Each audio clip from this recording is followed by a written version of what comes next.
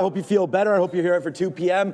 If not, I hope you're here tomorrow. Otherwise, it may be these guys all day, but we'll be fine. We're out on the diamond. Cocaine. Yeah, I don't do that, No, but I don't know. Yeah, you do you. But no, I always want to say I'm on the diamond today till 10:30. So hopefully being able to recover a little bit there. So good luck, man. Good trading today. Yeah, good one there. Although I think I may be feeling a little bit worse. But what's up to Neil? What's up to everybody? It's the midday show. I'm going to go swimming. I'll see you soon. Tia all. Ciao. Peace.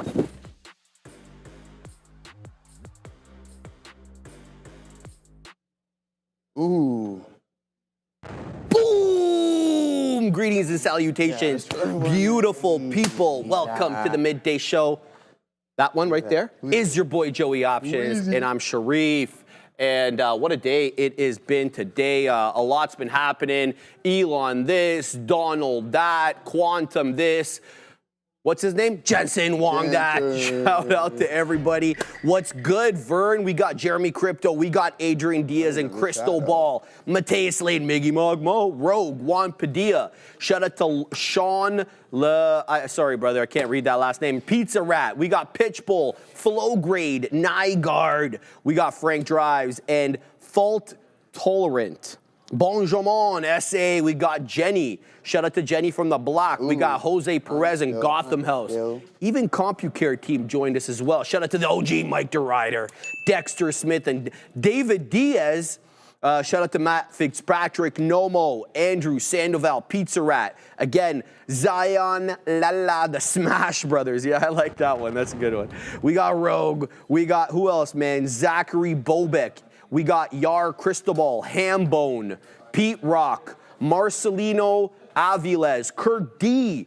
Who else? Rookie Trader. Show. Nice, man. Got Rats, Moonshot, Mean, Gene, 1980. I love that one. Mean Gene Okerlund. Tisha. What's going on, Tisha? We got Mr. Mixie something or another, man. Super no, yes. Francisco Santa, Smokey Love, Red No One. We got Henry S. We got Ahmed as well. We got Brad's Adams, Ja El Press, Kevin Vasquez. Shout out to Bart Simpson. Neil was asking me today about what's it called, The Simpsons. I know he was bringing up an old episode, and that just jogged some good memories there, man. Shout out to everybody. Hope everybody's having a fantastic morning. The weather is absolutely fabulous in Toronto, and I couldn't be happier. I know Joseph doesn't like it because it's not 100% humidity, but you know, there's nothing really can do about that, Joseph. Now I'm taking shots at you there for no reason. Hey, man, you know I like the heat. Hey man, what's up? Vin Hitzi. Sorry if I butchered that, which I know I did. What's up, brother? What's up, everyone in the chat? Hey. I hope everyone's having a good day, man. Yeah, it's been a tough one for me this morning, honestly. I started bright and early. I was trading some CPI, and then I also was trading some Bitcoin. I mean, I had the shares on, and I had the move that I was looking for on Bitcoin, but I was just looking for that continuation in the break of the high, and unfortunately, I just didn't get it. So you can see here, guys, as soon as we break, that volume really starts to increase, and I get aggressive, and then I get even more aggressive right here, and then boom, we get that flush, stops me out, break even, and then I'm looking for the continuation, and I wasn't executing correctly, so that's on me. And then I got once my charts start looking like this here, then I know it's time for your boy to take a little bit of a break. So I mean, we got a nice little pop on the CPI print earlier this morning, and then we were looking for the continuation in the strength, and we just didn't get what we were looking for there. So there was multiple attempts, and on this one, so I see a beautiful entry signal, and I'm like, all right, let's get involved in this. I go to add, and I flatten out the whole position by accident. And I'm like, oh my God. So that just kind of sent me a little bit over the edge. And then I get a little bit more aggressive, and things weren't working out for me. So, and here we go. We're sitting in it in some more Tesla, looking for it to break out, but the market's continuously climbing higher, and it doesn't look like we want to crack 335. And there's a little bit of a supply zone. So not enough demand in order for us to push it higher. And I think that's why NVDA is also also a little bit stagnant here too, guys. I posted on my X account just the open interest that we're seeing displayed on NVDA and on the likes of Tesla. So there you go. Once we crack the lower end of this range, then I'm going to have to hop out of this trade. And full disclosure, with the losses that I took this morning, I'm not too far from getting shut down because I did put on a little bit of size as well too. So NVDA was the one that works out, and unfortunately it's a little bit of a rookie mistake by me. I just get out a little bit too early, but we got aggressive on that. A beautiful signal, get involved in there, and then sure enough we climbed it. But we had multiple opportunities to go green, slightly green. But it is what it is, and I didn't have much on my notes this morning, guys. I only had one name. Sorry, Sharif, I'll send it to you in 1 second. Time, I just want to go over some things. So, Tesla. So I'll pull up my notes, and I just started documenting here. There it is on that one. So again, yesterday our first red day in a span of a little while. That's okay. And then today, that's it. That's all I was looking at today. I was hyper focusing on Tesla, especially after how him and Elon's rift slowly starting to mend. And I think that move to the downside was a little bit overdone. So yeah, just looking for a little bit more of a recovery. And that's the hard thing about intraday, right? You're kind of putting everything under a microscope instead of looking at a bigger picture. But it is what it is. We got lots of time, and it's not like your boy hasn't come back from this before. If Tesla decides, and I always say that to you, bro. I constantly say that because I've seen it. I've seen it. Exactly. So. That's the thing, though. But sometimes you do end up digging yourself into a hole, Sharif, and that's kind of what I want to kind of avoid. So yesterday, regardless of what happened, I had a small red day, and I just walked away. I'm like, all right, I'm not even going to take any more attempts. That's it. I'll just come back tomorrow, readjust and everything like that. But then, sure enough, the pup kind of kept me up all night. But that's okay. Let's go Tesla. We break out. We're going to add aggressively and try to gain back some of these losses, guys. All right. Adara at the big desk. Yeah. There's something earth-shattering happening here, but just be aware, we do have comments coming from Howard Lutnick. Lunatic. China. He is, of course, the Commerce Secretary, and he was one of 3 people in the delegation the U.S. sent to China, or to London, to talk about trade with China. Howard Lutnick just saying here that, quote, you can say China tariff levels won't change from here. So it looks like these levels on China tariffs are looking to be the final levels on China tariffs. He also said, I guess, that China is going to be approving all applications for magnets for U.S. companies. Just, I guess, talking here about how this relationship is going to change. Just worth noting, this conversation is continuing. If I see anything else here coming from Lutnick, I'll let you know. Back to you. For that. All right, here are the trades that we've got on right now. MFI, big break off that volume weighted average price. That was my first entry there. This one made a high day previously at 395, dropped quick as you like, right into that volume weighted average price at around 349. I picked it up at 55s. Boom, boom, boom, boom, boom, boom. We take prints all the way up into that 88 penny level. Alas, it is topping tail right now and not continuing. So I am a little concerned with the amount that we've got on left. We've been taking more size, as I've mentioned live on the show. That's not something that I typically did before. We were looking to execute the trades for you guys, but I'm just going to give it a shot. Why not? So that is number one. Number two, we're involved in this one, NAKA. Now, I'm already 0 for 1 on this. This is my second entry here on NAKA. And I'm happy that I turned over to it right now because every time I had been moving back to NAKA, there was a seller at 80s here we couldn't shake, Joe. Looks like we shook them. We're taking out all the levels again. I don't want to get too amped up because I got amped up yesterday and it almost got shut down. So maybe we need to get a little bit relaxed here and think about the actual technical side of the trade rather than getting too amped up. So keeping an eye here on NAKA, we got 55s on. It's showing me 98s. Let's see if we can get that print north of 18. That's the good news. The bad news about NAKA is much like a lot of these small cap gappers lately, they're awfully spready, which displeases me greatly. All right, it's harder to get in, harder to get out with scalping style when they are spready in this way. So, you know, that's something we've been noticing with these small cap gappers. I've been noticing that lately. So we'll see if this one ends up doing that. Now, here's the deal. my trade on NAKA is not just looking to the upside right now. I've got that dip trade right there. You can see it on your screen, that green circle with the line through it. That is a resting buy order, and I'm looking to basically defend that 10 exponential moving average. Alas, the 10 exponential is a dynamic level, constantly changing as the price develops, meaning that if I had it at one price level prior, it needs to reflect the new price level of the current 10 exponential, which on my chart right now looking like it's at 1730s. This dip trade over here is waiting at 1715. So to me, it doesn't make a whole lot of sense at the moment. Moreover, even if I got that great print there right above 18, we are putting in a 1, 2, 3. We're currently on the 4th lower high right now on NAKA. So I don't want to be picking up the scraps of these trades. Let's try to get the good side of the trade rather than like trying to pick up shares off technical support levels only to have that support level give way subsequent. So I am very much on guard right now with NAKA, looking for it to either fail into that 17 area or really take out 18 decisively. Back now to MFI as we move right back into 84s.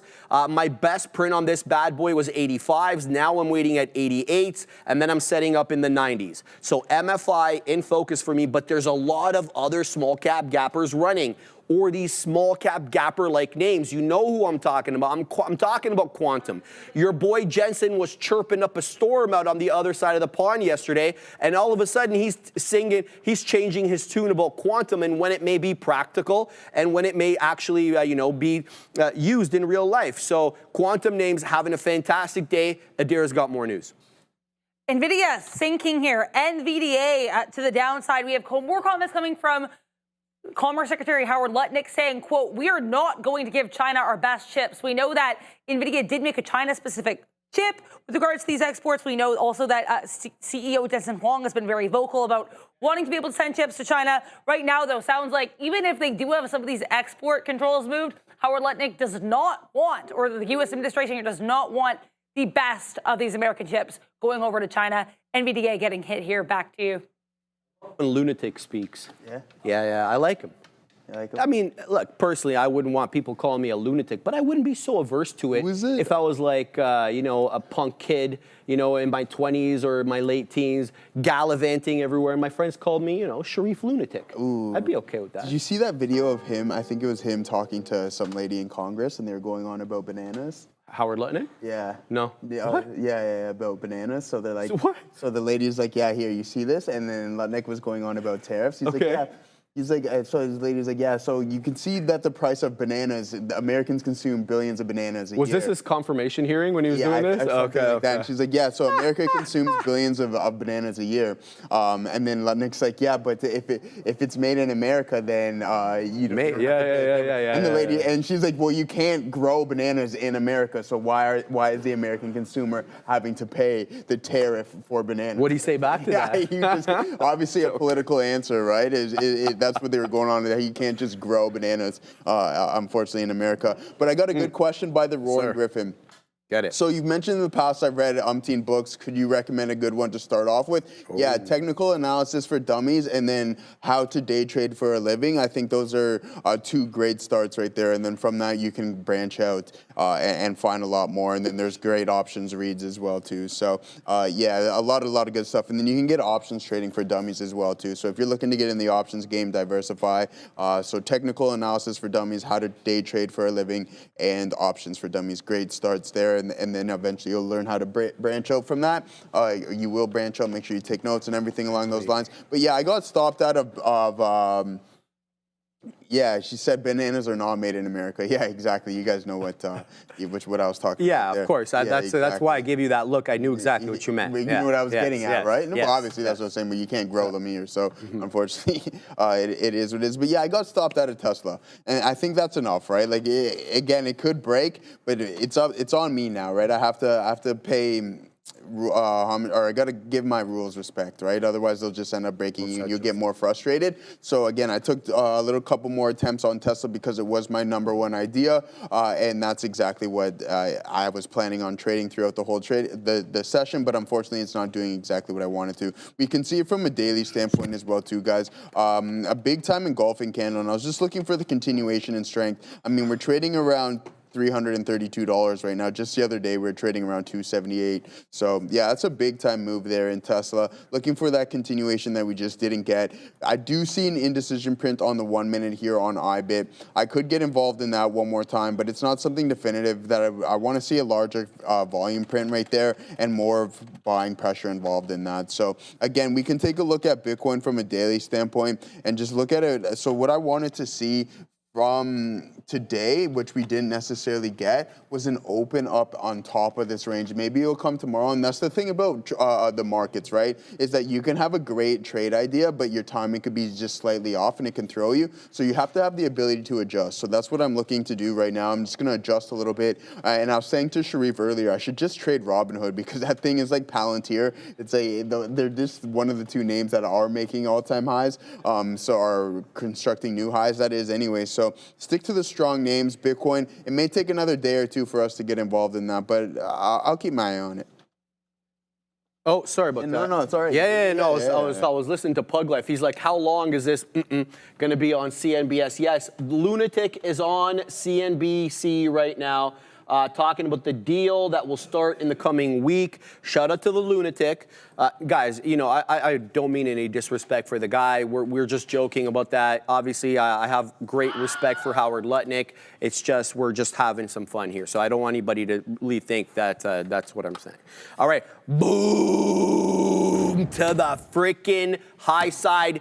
Go, MFI, go. We're taking prints. Now we've got the high of the day. We just printed at 95s. We got shares on this bad boy right now. So let's go ahead and set up right at $4. You know where I'm going to wait. I'm going to wait at 99s, and then we're also going to wait at 06s. So we're going to keep an eye out on that one. Simultaneously, we did get a print above that $18 level on NACA. The issue with NACA, though, is the spread is so prohibitive.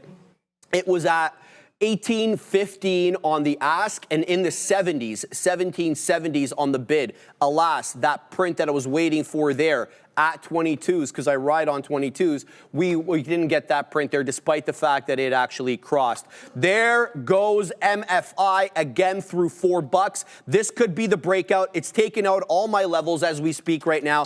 MFI to the high side. Let's go ahead and set up at net 15s now. The high of the day is 10s. It does reject 10 for the moment. It's up 48%, looking to go 50 right now, taking out that key technical psychological level. Technical or psychological, Sharif, calm down, at $4. So we'll see if there's going to be continuity here on my friend MFI. A great hold at the volume weighted average price. There's just so many names, guys, to talk about. I'm looking at them on my side chart right now.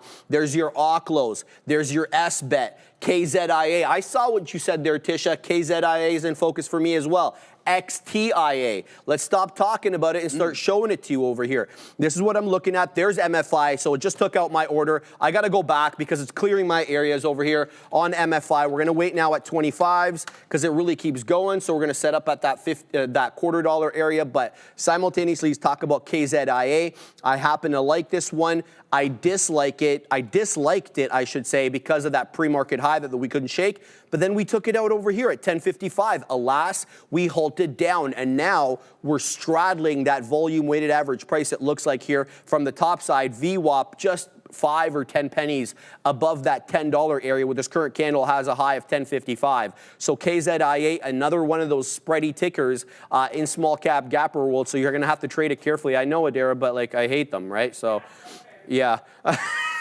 There, I love it. All right, so we get a topping tail candle right now on MFI into 422, and then it tanks all the way back down into $4. So be careful with this one. Zigging and zagging right now at that $4 area. I've got 2 more outs left on MFI. Let's keep going over here. XTIA just printed the new high day there, 429. This thing is on that good stuff right now. It's really taking out levels. It's been very respectful of the 10 exponential ever since really taking it at 955. It zigged, it zagged in the open, and then it kind of got a wind under its sails, and it's been putting in nice bull flag continuations here, higher highs to higher lows. Fantastic look right now for XTIA. And then you're going to see on the top right and the bottom right there, we got Rigetti, Mom Spaghetti, and QUBT, because we talked about Jensen chirping up a storm yesterday, I believe it was, about quantum and how, it's, we'll go through it in the news, but basically that 20-year runway that he was talking about just got shortened a whole lot. So let's see what we get here with some of these names. I'm less concerned about my trade on MFI because it's far away from my entry and I'm almost done. I am more concerned about my trade on NAKA because it just can't seem to take out 18 decisively. Joseph, I always find myself in this position where I can get out, right, and then be in the money on it, or I get that greedy side and I'm like, no, what if we get that 18.5 break? I'm going to feel very silly having taken it out. So I always get caught between 2 minds, and it's harder to judge it when the technicals are showing you the left side and the right side. When the technicals are showing you both sides and you don't know which way to go. And so that's where I find myself at right now. Zed. Oh, Zed is the proper. Okay. Oh, are we doing this again? Yeah, we're not doing. We're doing this again. We're not getting into guys. That. We're Canadian, all right? We're not getting into this. Come on. Yeah. We're Canadian. We say Zed on this side. I can't do it, man. I think the English say Zed too. Do they? not? All right, I got to do it. Let's go. All right, do it. I'm doing it. He's doing it All live. right, let's go. Let's see if we can break out here. Tesla, don't go back into the zone. I got stopped out on that. That's what we're going to do it again. I'm sorry to hear that, brother. No, man, no need to apologize. Like, it's part of what we do, right? Like, you gotta live with that. So it's if you swing the bat, there's always that risk of striking out. Don't forget that, right? Awesome. So that's exactly what we got going on. I'm good. Yeah, I'm good. I'm just hyper focused. Trying to get this ball rolling here. I mean, if we can break out on Tesla, and I see that volume start to step in, but it's just range trading right now, and that supply zone. I'm gonna pull it up for you guys right now. It's driving me nuts, man. Here we go. So this is what I'm seeing here on Tesla. And then just look how many times we're just continuously knocking on the door of 335 and we can't break it. It's frustrating, but there it is, 15,400 current open contracts sitting at that level. And then we'll take a look at NVDA as well too. And you can see the supply zone, which I posted on. So through the 40s, I mean through 45 all the way up to 50. Like that's a lot, and if CPI was gonna kind of chew that up, which it didn't, you would expect. That's like what I would be looking for, right? So is CPI the momentum and the volatility to kind of just absorb all of that supply and then continuously climb higher? But yeah, it is what it is. Patience. Yeah, I mean Artemis, man, come on, brother. I know what's going on. I know when I'm being patient and impatient. So yeah, that's what I'm looking at right here. And sometimes you just. Well, not sometimes, all the time you have to listen to what the market is telling you, and I think right now it's going to be a short on NVDA. But one thing I am looking for is these contracts to start rolling over to higher strike prices come next week. So there's only a couple days on this expiration cycle, and if we go to next week, okay, so there we go. So that just tells you more. So we roll this over to next week, and then we even have a higher level of contracts at that 145. I was talking with one of my buddies this morning, and I'm getting prepared to. So I missed out on this Tesla dip trade, unfortunately. It is what it is, but then I'm also looking to take advantage of the NVDA all-time high break, which is around $153. So that could be a good move, and I'm going to use contracts on that. I'm still sitting on some swing shares from 105, so that's working out relatively well. But now I just feel like I'm going heavy, and I'm looking for a proper setup to do so, and that's going to be, I think NVDA is going to be my next target there for that break of the all-time high. I don't think it's going to happen immediately. We'll have to take some time on that one. Maybe we'll wait for a pullback and head into the lower 140s, and then we'll look to buy some there. Makes sense. All right, Naka just took out my level, so we got the print there at 30s. 25s, my mistake. Now I've set up at 69s, and I'm setting up at 69 because I like the number, but I also am looking to front run the high of the day, and I perceive that to be, or my platform tells me it is $18.85 on NAKA. But I want to get to the real story right now. XTIA is freaking out right now. Look at this move up here. Joseph, 2 minutes ago, we were at $4. Now we're at $5. And I've got no part to play in this. That makes me feel like absolute crap. This is not a spready name. This is a tight spread of 2, 1 penny. You know, at the widest, I've seen it at 4. So it's having trouble with 5 right now, and it's really getting extended away from my technical areas. The 10 EMA on the 5 is at 4.25. This thing's at $5. I'm not punching in here.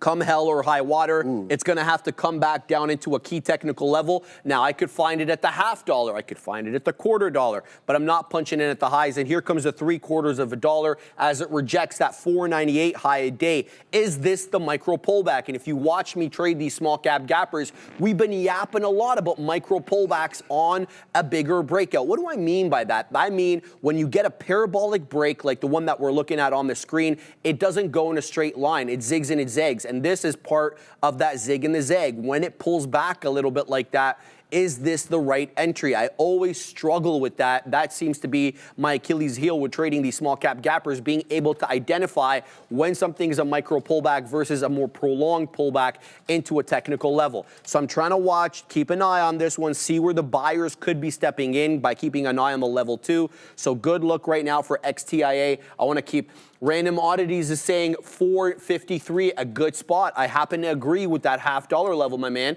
We got Yatube B37 blessed with a 496 share on PLTU overnight. I thought you were talking about 496 because we literally just got into 498 on this one. So I thought you were talking about that. But good look for you, my man. PLTU, what the hell is that?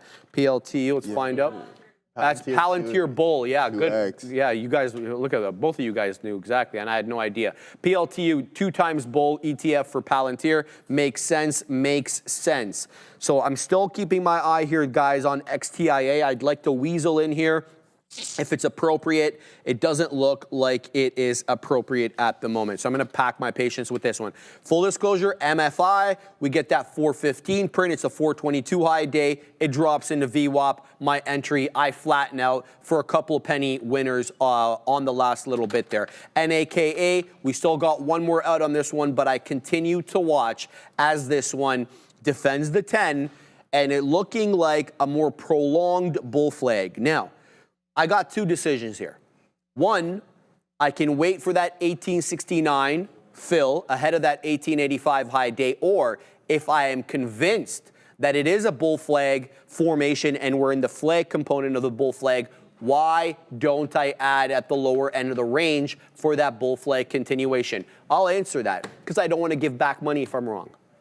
And I hate the fact that that is the answer, but that is the answer. And so what I'm thinking about here is maybe to insist on a deeper pullback or wait for a deeper pullback, that 16.5. All right, let's just explain to them what's happening over here. I got a massage chair, and it comes with a little remote. But the remote, it's not staying put. So it keeps falling. So Joseph's convinced that this thing will be absolutely done within a month. So what we're gonna do is we're gonna get the best, handyman there. Yeah, the handyman team back there to make a little pouch for my little remote over here, so that there you go. it stays gravy. All right, guys, Joseph, I got my answer over here of whether I should have been pulling back. Look at this.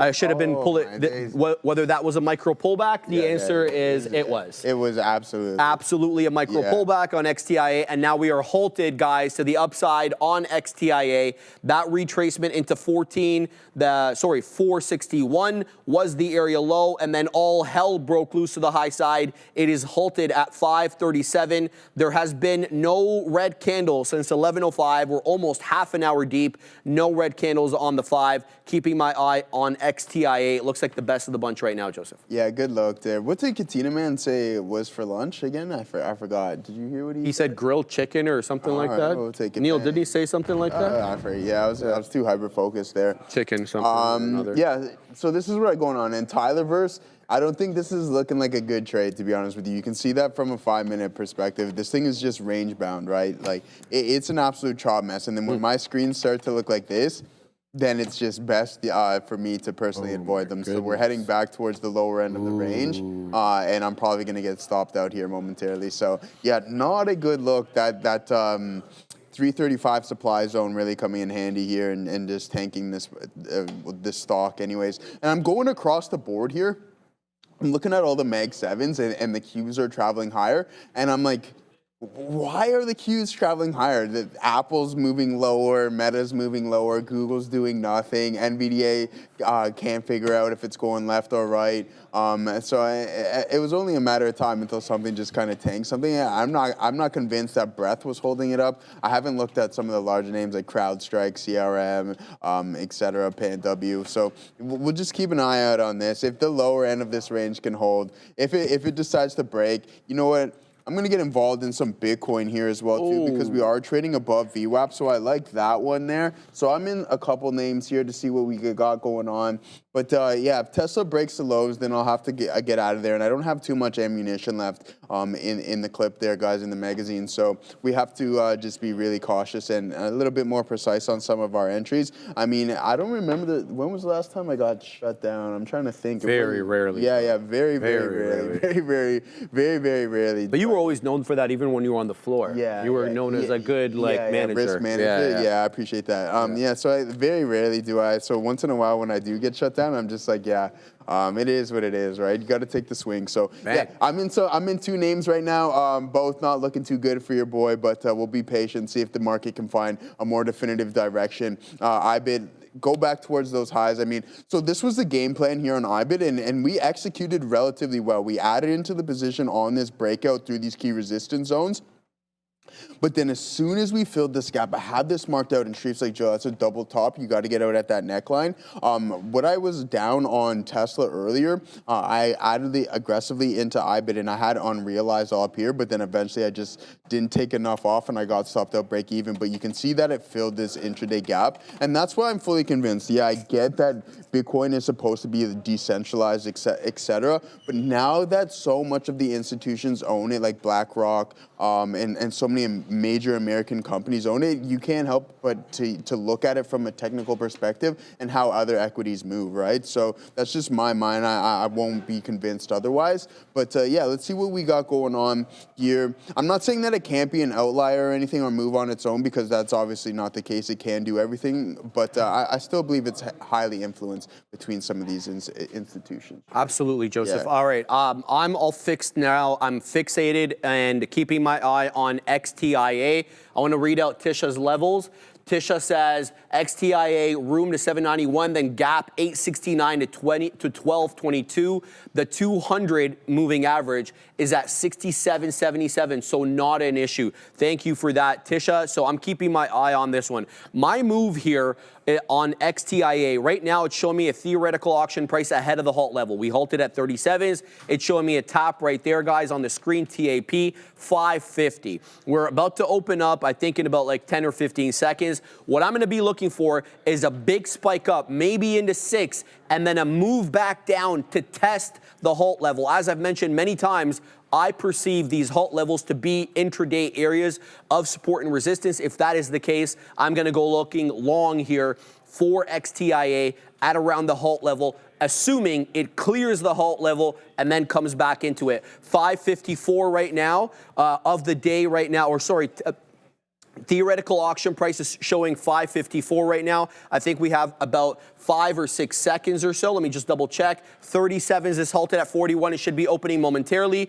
And there it is. So let's go ahead and wait now. Does it come back down? Yes. So now I'm going to go 550. Let's see if we can get that dip trade. Why is it not letting me buy? 550. Is this thing blocked on our system? Oh, that's so annoying. Whatever. Okay, so I can't enter it into this. It didn't come in anyway. That's okay. It's really going here, guys. It's going to halt again. 6:05. Here comes the halt. Let's see if it's a false halt this time. 08 on the ask. 05 on the bid. It's going to halt at 5s if we have about 2 or 3 more seconds of this price action. We're 98%. Now we're halted. All right, so we're going to have to give this one a little room. And I'll get to take a bit of a breath. And we're going to have a special Neil's lesson of the day a little earlier than usual, guys. But he's just going to do a different lesson of the day. I wanted to get it in earlier because, like, quite frankly, I feel like absolute crap. And I just wanted to show you guys something that I use to, like, monitor myself. And I think one of the things that if you're under the weather or whatever it might be, there is adjustments that you might want to make. But you should also be able to look at sort of your results and then go from there. It's so easy, like you wake up in the morning, maybe you're not feeling the best, you have a shower, all that kind of good stuff, take a bit of medication, and you're like, oh, I'm good to go. But I use a fitness tracker, and this isn't an ad for the Whoop or anything like that, but oops, that's not the one I wanted to show. So this is like the minimum recovery you can have on Whoop. It's like 1%. My HRV was 11, I'm running a 3-degree above average fever, so I knew I was a little bit compromised coming in today. And then the very first thing that I did was, I think, completely misread the risk to reward on Rigetti. Now, obviously, this trade doesn't look all that great. And you're like, why did you misread the risk? It was a simple, there's the opening range, there's your break. I mean, get nothing out there, which is kind of silly. And if you think about it, what's support to me usually on a gap and go? Well, prior highs. And sometimes you get a little bit too cute. I mean, I threw my stop at this prior high, going back a couple of days on Monday, when really, if you look at Rigetti, this is in the pre-market, it makes that top. Off the open, these highs are at 1170. So what needs to happen if you're doing better analysis is take less shares here on the break, especially knowing I want to make less decisions if I'm compromised. If I'm not feeling the best, I want to make less decisions, not more. And I want to keep things overly simple. So in this case, it should be take less shares, give it the stop here, and then just hold on until it breaks out, until it breaks a trend. The other thing it's compounding about that's annoying is when you look at this on the daily chart, I mean, that break has very clear room to $13. So you know it's got more than $1 worth of room to first resistance. You should be willing to risk 70 pennies on it. So right off the bat, I knew I wasn't making the best decisions. But as I said, one of the adjustments that you can make is to make less of them. You would have seen me only trade 4 things today, which is a little bit abnormal. I took 1 trade in Tesla, and I probably wouldn't have taken any more, like nothing else set up. Waited for it to pull back into the prior high. 1 shot into the volume weighted average price. That's it. It's a simple setup where I'm not making as many decisions, so I don't have to worry about it. It's not super taxing. If it breaks down underneath 128, I'm going to be out of it. It didn't. It got to VWAP in 1 shot. Intel was another example of just taking 1 trade. It should have been a short, but it doesn't really matter. Wait for it to make that bottom. Get to the only level that I'm concerned with on Intel for the gap fill. Let it travel. Like, I'm not trying it here. I'm not trying it on the way down to defend 21. The algo buying started at 20.95. So I simply waited for it to break that price and put in a bottoming tail candle and promptly punched above that price. It's not the perfect trade, but what it does give me is a very simplistic trade where, again, I don't have to make a lot of decisions. It's very easy, it's very clean, and you don't necessarily have to overthink it. Because if maybe you didn't get enough sleep, maybe you had an argument with your significant other, I don't know. Whatever it might be, you might not be on the top of your game feeling mentally sharp. But I'm fortunately able to have gone 2 for 4 and be green today. Basically because I made less decisions. And because I was sort of able to realize if I overtrade this morning and make 1 really, really dumb mistake, then it's just a complete waste. And you have to be able to know yourself. Because the reality is anyone that's traded for a long time will be able to tell you it's not your winners that really end up determining how consistently profitable you are or how much money you're going to make. A lot of times it's how much do you lose when you're wrong. And if you're compromised in any way, you're at risk to lose a little bit more because you're a little slower to make the out. You're more prone to make a keystroke error in what might already be a bad position. You're prone to overthink because you're not as clear. So, I'm going to try and get some rest. Good luck, everybody out there. Even if you're not on your A game, you can still be green. Just reduce the number of decisions that you have to make when you're in that state. That's your lesson of the day, everybody. Now it lets me. I don't understand what's happening. Right. I don't understand what's Did you happening actually, here. It allowed me. It allowed me. Oh, really? Yeah. Really? Wow. Okay, so XTIA was not blocked in our system. I think that maybe I was just punching some wrong keys, so that's on me, guys. All right, so I'm continuing to watch XTIA here. The top was 624, whoever was asking. Now the high of the day is 685. It's up 120% and going crazy. So it behooves us to really keep an eye out on this one. It's a 685 high of the day. If I had my guess right now, it's going to get taken out, and it got taken out. 695 right now.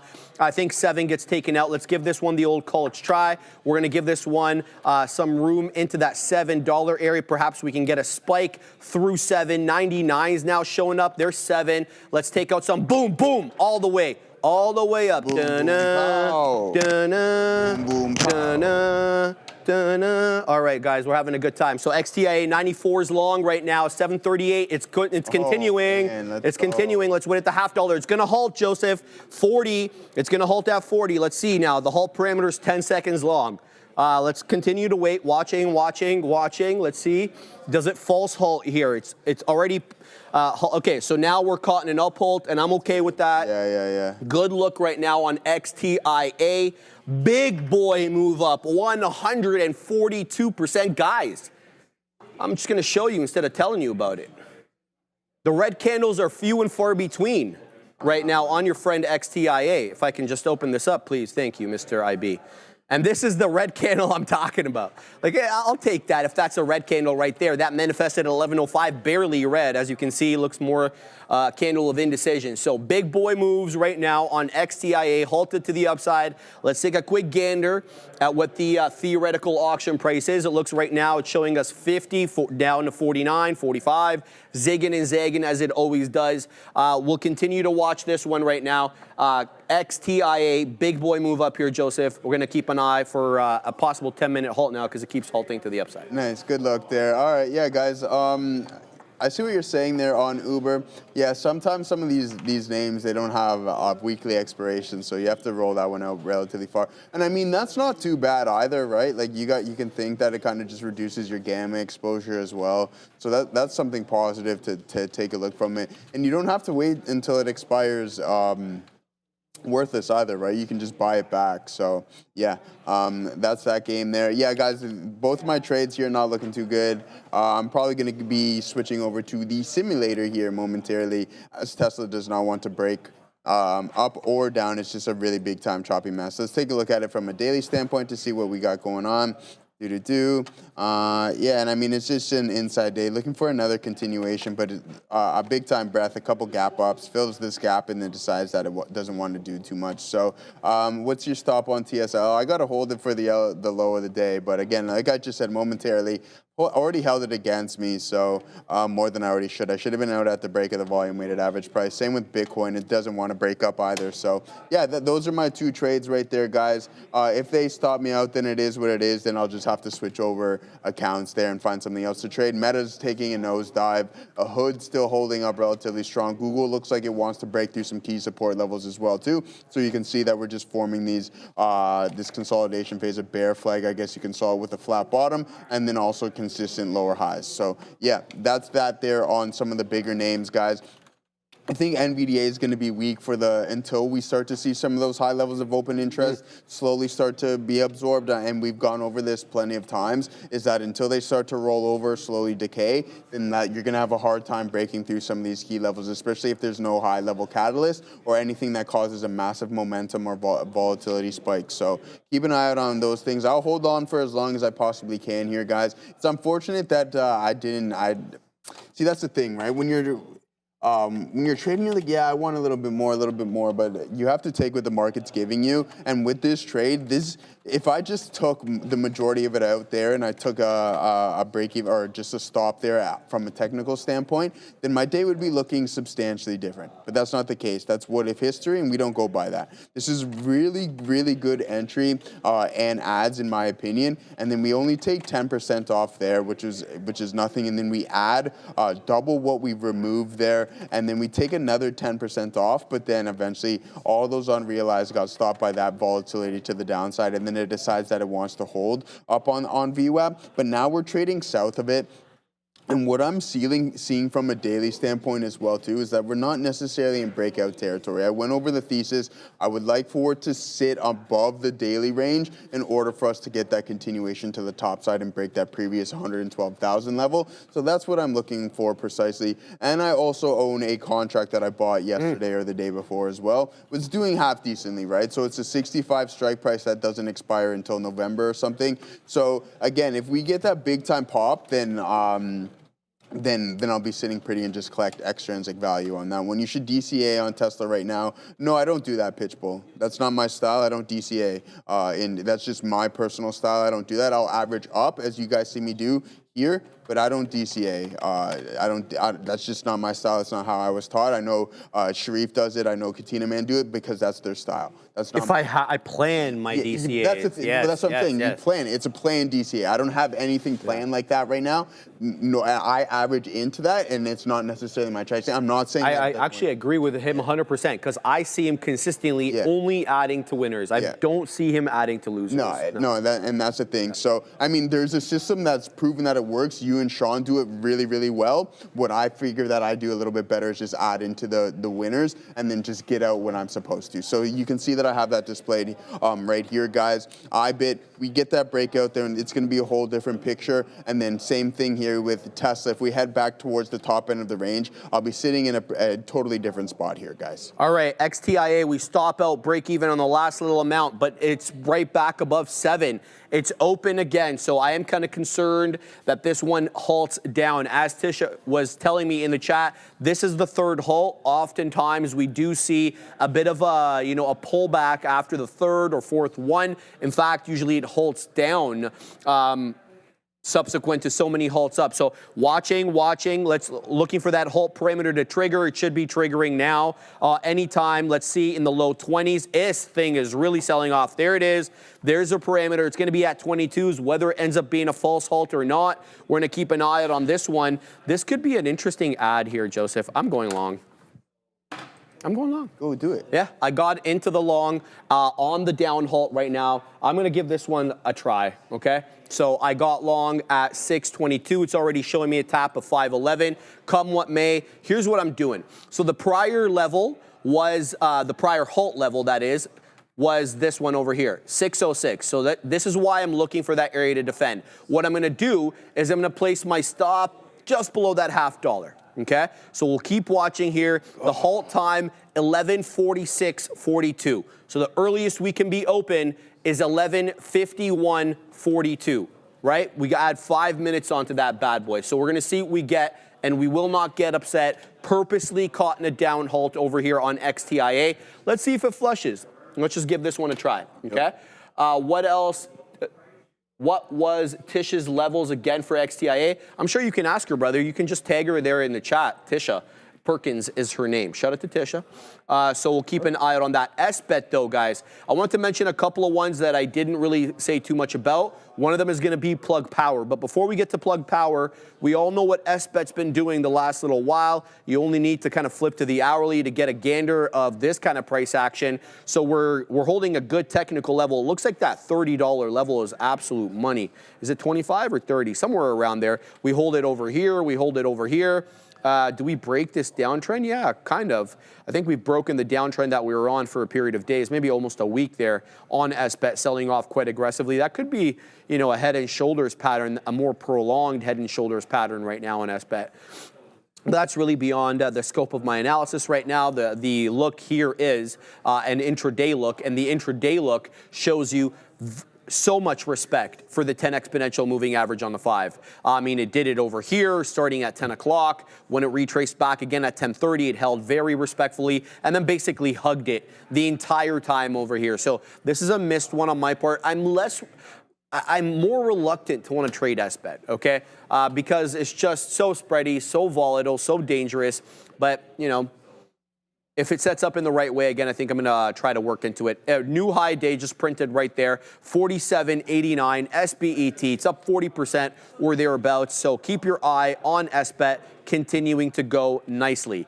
Let's bring in Plug Power because I've said very little right now about Plug Power.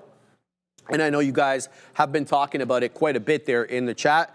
And, you know, this one I have a hateful relationship for.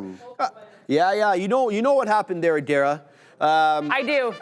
I am fully aware. Yeah, well, Adara heard me, you know, speak very badly about this stock on many occasions. That's because I lost $1 a share on some size there, Joseph, on a swing that I took back in the day. But anyway, hopefully we'll have a shorter term memory there and maybe execute some better trades on this. So Plug Power having a decent few days. You can see here on the daily. Let's flip back to the daily. It's been on a local breakout. 1, 2, 3, 4 green days in a row, with yesterday being a very indecisive day. Today we were very much engulfed by yesterday's price action. The high of the day there, about $1.53 yesterday. Today's high day, $1.47. What's the technicals here? Well, nothing really for me on the 5 other than the higher low, higher high situation. So, you know, be on the lookout for yesterday's high as resistance. Otherwise, I don't really have a good read on Plug Power, but thought I'd mention it because you guys have been talking a lot about it. Up 14%, very respectful move. All right, back here to XTIA. 146.42. So as I mentioned, the earliest we can open up is 151.42. What time is it exactly right now? It is 150.37. So we have about a minute left before XTIA can open. My move here will be a break below 5.5. I'm gonzino on this one, okay? We got 622s long. I will give this one a little bit of room because I know it can be awfully volatile on the open, but if it loses 5.5, I'm gone. Now, where am I taking profits? Likely into 7, because 7 might be an area of resistance. We only had one candle that closed above 7, and that was the halt at 7. I think the high there was 739, and then the next candle opened up below 7 at 698. So yeah, $7, a bit of an issue here, Joseph. Yeah, good luck there, guys. And yeah, just to touch on the DCA thing a little bit, when I'm swinging, like if I'm looking to risk $500 on a trade, I don't go for, like, I don't buy it all at once, right? Like, so if the thesis doesn't work out exactly how I want to, I'll start off with $150 worth of shares, risk-wise that is, and then I'll obviously, if it comes against me, I'll add another 200, et cetera, until I build into that where I'm at $500 where it breaks my stop loss. But from an intraday standpoint, no, just average into winners. But that also, what that does is that trails your stop too, right? So you have to have a tighter risk profile. But that's what I got going on here. It's not looking too good here, guys, for me right now in IBIT. I also added to this position here, as you can see. So why did I add here? Because that volume started to kick in, right? So you can see it really start to pick up. I'm like, all right, let's see if we can get this ball really rolling here and get out of this consolidation phase that we've been sitting in for the better part of about a half an hour. But the volume profile is just really weak. We do have a steady uptrend. It's holding it, and I'm looking for that break in that test of the high a day, but we got to get there first, right? So that's kind of the game plan here. Tesla's not doing good, and it's heading towards the lower end of this range. So that's not working out for me whatsoever there, guys. So yeah, it's unfortunate. I can't hold on to Tesla much longer. I'm going to have to hop out here as it's going to head towards these lows and looks like it's going to want to crack it. And if Bitcoin follows, then that's going to be it for your boy here this morning. And then we'll just have to trade some simulator and look to just get those reps in and see if there's any potential setup that comes our way on that. So yeah, Robinhood is so strong today. I mean, it's like Palantir, right? This thing's living in its own world. Really good look here from Robinhood. We'll pull up PLTR as well to see what we got going on. Really good look, high of 140. I know Katina Man was saying $200 on that one. So yeah, I mean, that would be fantastic there on Palantir. I can't believe trading this thing in the teens. Didn't feel all that long ago. And then here we are trading at $140. So yeah, really good look on a couple of these names. Palantir, Robinhood being some outliers on the day. Let's take a look at XLF as well to see if it's one of the better performing sectors, because tech isn't it today, in my opinion. It's just really, really choppy. So there you go. We're seeing some better price action here in XLF.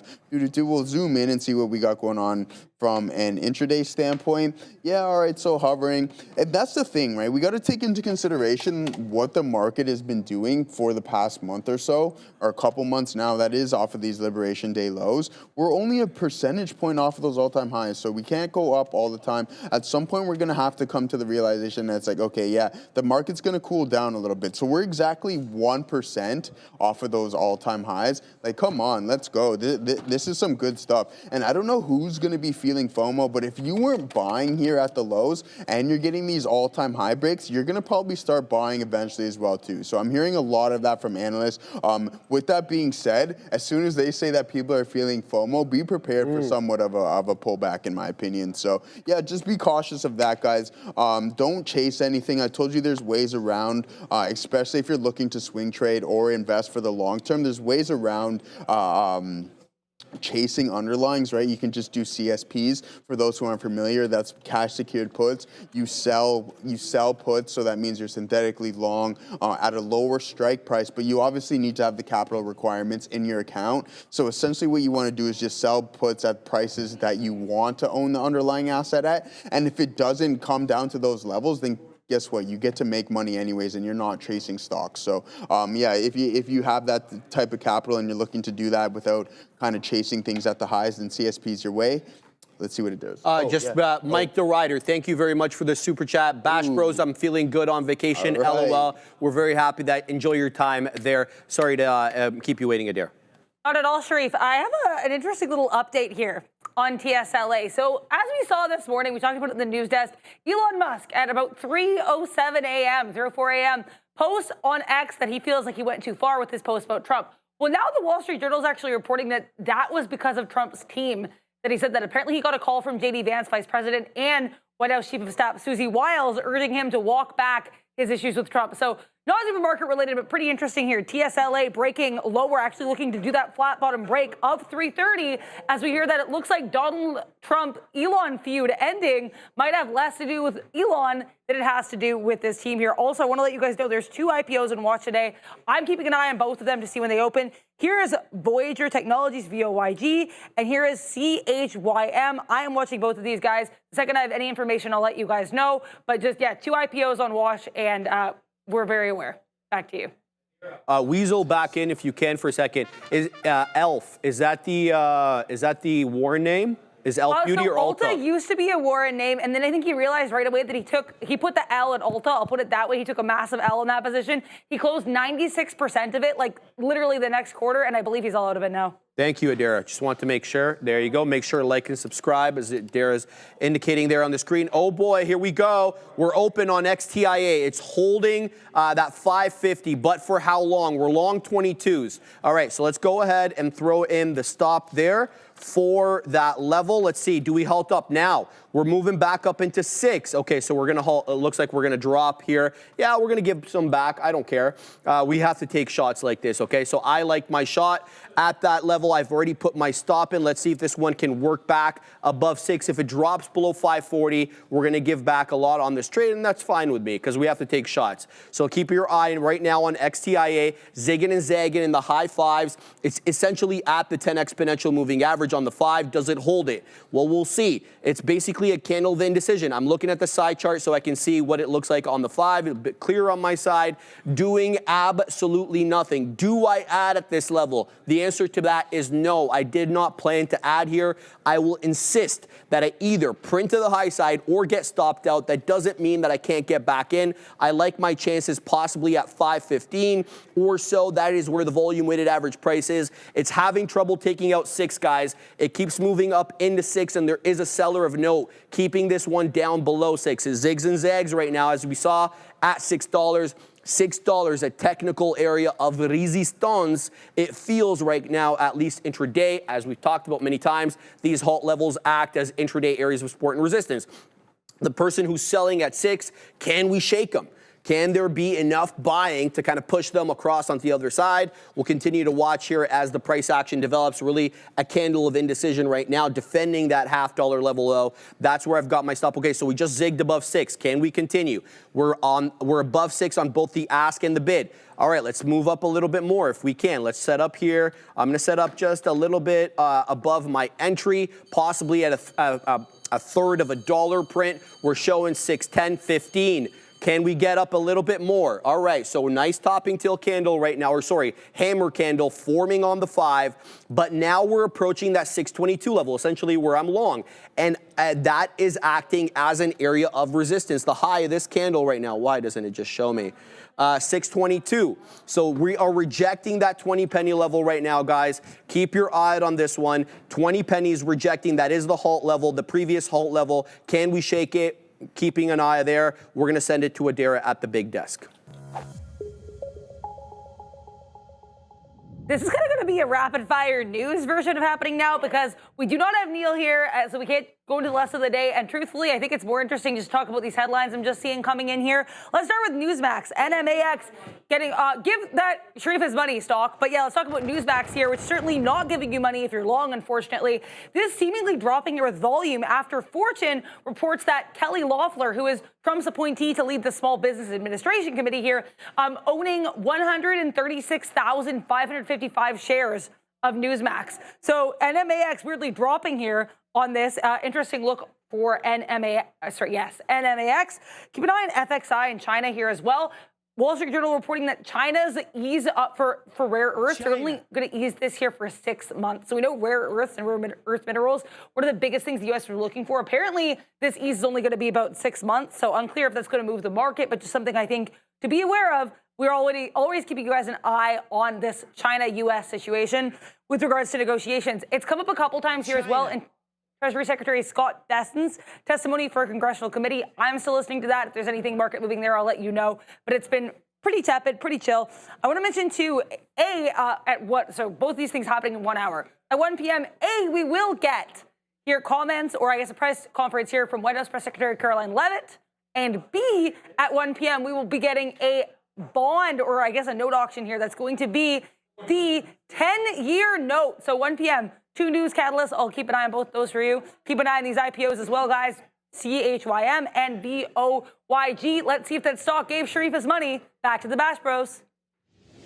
I know. Yeah. You know, she scolded a couple of people. I was talking to Brendo back there, and when Brendo was here. Yeah. And he's like, yeah, I saw her, like, rinsing out a couple of guys because they were taking too much. Yeah. Oh, man. I was going to go and snag a piece, but... Oh, yeah, you better be careful there. You got to be careful. But, you know, I think you're in her good books. I settled for a plum there. Yeah, so. I think you can take a little bit more, especially how you're at. Bye, Raquel.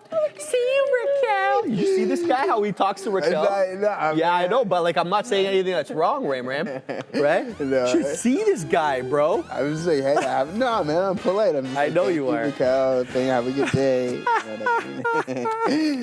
This guy, he knows how to smooth his way. Yeah, I'll give you credit. I give you credit. You're good at that stuff, smooth man. Smooth operator, man. Smooth. All right, guys. What was not smooth though was my trading. I am shut down today, so I'm just. In the old simulator here, guys, so just kind of getting everything ready together. But it is what it is. You won't see me in this position too often. So, yeah, we'll just have to cool things off. That's the thing, right? That's how it works. You go on a nice streak, and then sure enough, go on a nice winning streak, and now I'm on a nice 2-day red streak. So there you go. You go 7 green and then 2 red. I would take that any day. Yeah. Any day. Yeah, Are you kidding me? Bang, bang, bang, 7 and 2, and then you go back on another, 2 or 3. Are you kidding me? I'm not going for a 2 or 3 there, man. I need a 3. You know what I'm saying. Yeah, you know what I'm saying. Yeah, that's the game plan. I know we're going to Adara there, but I'm going to take one more stab here. I'm only sim on this IBIT trade here. So maybe we'll just go punch a little bit there. Boom. Bang. And somehow I don't catch a fill on Sim, which is crazy. Well, I told you Sim is different. Yeah. Adara, please. Sorry, just want to clarify, guys. So I apologize. That CHYM IPO is tomorrow. I said that earlier. I guess I got a little bit confused, so I apologize for that. VOYG, this IPO still is today. Another IPO that already actually opened today. ASIC, Integrity Specialties Insurance Company. So ASIC, not the shoe brand. It is this Integrity. So again, no Chime IPO tomorrow, but today we did get ASIC, as well as VOYG, not yet released. So I just want to clarify that. Apologies, back to you.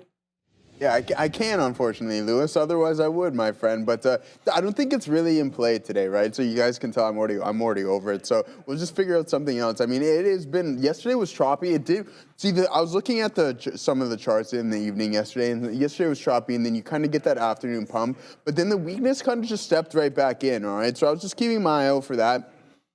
There totally is the potential for this market to continue higher. I mean, with NVDA, we're continuously forming these higher lows here, guys. So you can see that's a positive sign. And I mean, if you get a buy program that steps in, and if we look at the volume, then there's nothing substantial that's in control right now. My issue right now is that supply zone through the 40s, and you can see that we're relatively struggling with that. It's pinning the price in a lot of these names. I think the highest concentration is going to be in NVDA. Tesla, I think, can be absorbed to some point. But yeah, other than that, maybe slightly bearish here in the short term here on NVDA. If we don't get that breakup, then you just want to follow what the chain is telling you, and that means there's a lot of supply. So therefore, the defense through those strikes is going to be a little bit more aggressive, and that's why you see when I refer to the quality of the prints, look how strong these bearish prints are compared to the bullish ones, right? So just take that into consideration. And guys, you don't have to apologize. Trust me. I've been in this game 4 years now. Do you think I've had my losses, etc.? It's literally a part of what we do. So it's not something to feel any sort of sympathy towards me or anything like that, because I chose to do this, and it's part of it, right? I have fun when I put on some big time winners, and then I also accept the fact that I'm shut down when I'm shut down. So yeah, just continue to rock away, and guess what? I say it all the time, win or lose, tomorrow's a fresh one, and we'll be prepared to take it on. So absolutely, dude. I love the attitude, man. Straight up. The OG Darwin, thank you, Darwin. I'm not even seeing it yet on my blotter, so thanks for bringing that. Do I actually have it here? Yeah, there it is. Yeah, no, I do have it. All right, Meta in the news. So, you know, Zuck's been a little upset lately, and because he feels, you know, the market really hasn't received Llama 4 in the way that he anticipated. He's been kind of tripping out, wanting AGI quicker than others, investing in Scale AI to the tune of $14 billion. We were talking about 10 possibly. Looks like there's another 4 on there, but yet another AI development for Meta. They are launching a generative AI video editing feature in the Meta AI app. Users are now able to preset AI video editing prompts to transform your outfit, your location, lighting, and more, and share your posts on your edited video. I think that's pretty cool, man. If you're able to kind of democratize, for lack of a better word, video editing. I know I'm sure the production team is going to kill me for saying this, but like, you know, straight up, like if I want to be able to, you know, just adjust a quick video or picture or whatever, and I can do it through text prompts, all the better. But that is what is being right now reported on META. What is the price action on Meta right now? We're still down below 700. In fact, not really reacting much here. 699.20 seems like it is in a downtrend at the moment. I'm talking about Meta. So interesting development there. I'm getting a lot of Meta AI headlines, and have I seen Meta, the AI app, Fabian? Are you talking about like actual Facebook app? Horrible. It's horrible. No, it's horrible. But you know what I like about it, Fabian? They have a friends tab now, because you get inundated with all this other crap that comes on your feed. If I want to just see what my friends are doing, hit the friend tab at the bottom, and it's just only literally your friends, which I kind of like. Is Fabian saying he's scared for all the old people that are using it, that are stuck and get tricked by it? And my dad is one of those people, Fabian. Yeah, same. Constantly. Yeah.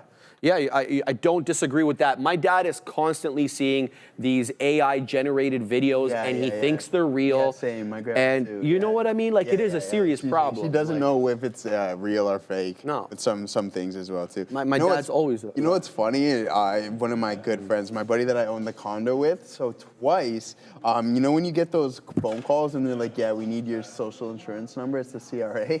My guy fell for it twice, not once, but twice. Yeah, I'm like, bro, are you kidding me? They would never, ever call you. So he gave his SIN number to some random dudes. I think one of, it's funny. It's a B, trying to change your SIN number. Yeah. SIN is like a social security number, guys. Yeah, exactly. Their social insurance number, so you get jobs and everything. And the one guy said, he's like, yeah, this guy named, he said his name was Ricky Williams, and he worked for the CRA. He didn't say Ricky Williams. I kid you not. As soon Did as he play said pro that ball? to me, yeah, as soon as my buddy said that to me, I'm like, you doorknob, man. Oh, I feel bad. Yeah, I feel bad. So, I mean, he obviously reported it and everything along those lines, so who knows. But I'm like, yeah, man, you better be constantly checking your credit score just in case.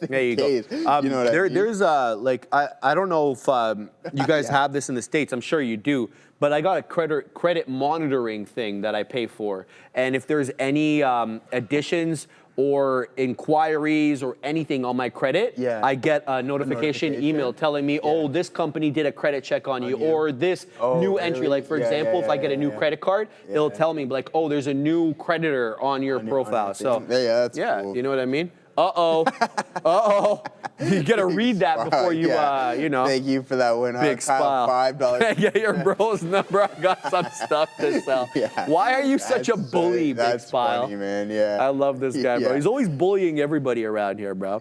No, nobody gets off. Catherine, are we not? I mean, you can short Tesla. Unfortunately, I'm Sim, so if you want me to short it in Sim with you, I can hop on that train. There's no worries about that there. I'll pull it up right now, see if I can get involved in some TSLL via the simulator there, guys, because it does look like we're heading a little bit lower. But I think this is going to be a prime time buying opportunity, in my opinion. So let's get this ball rolling here. We're posted up on, I don't want to post up. I want to punch. But so we'll wait on this one, guys. I'll just front run it, actually.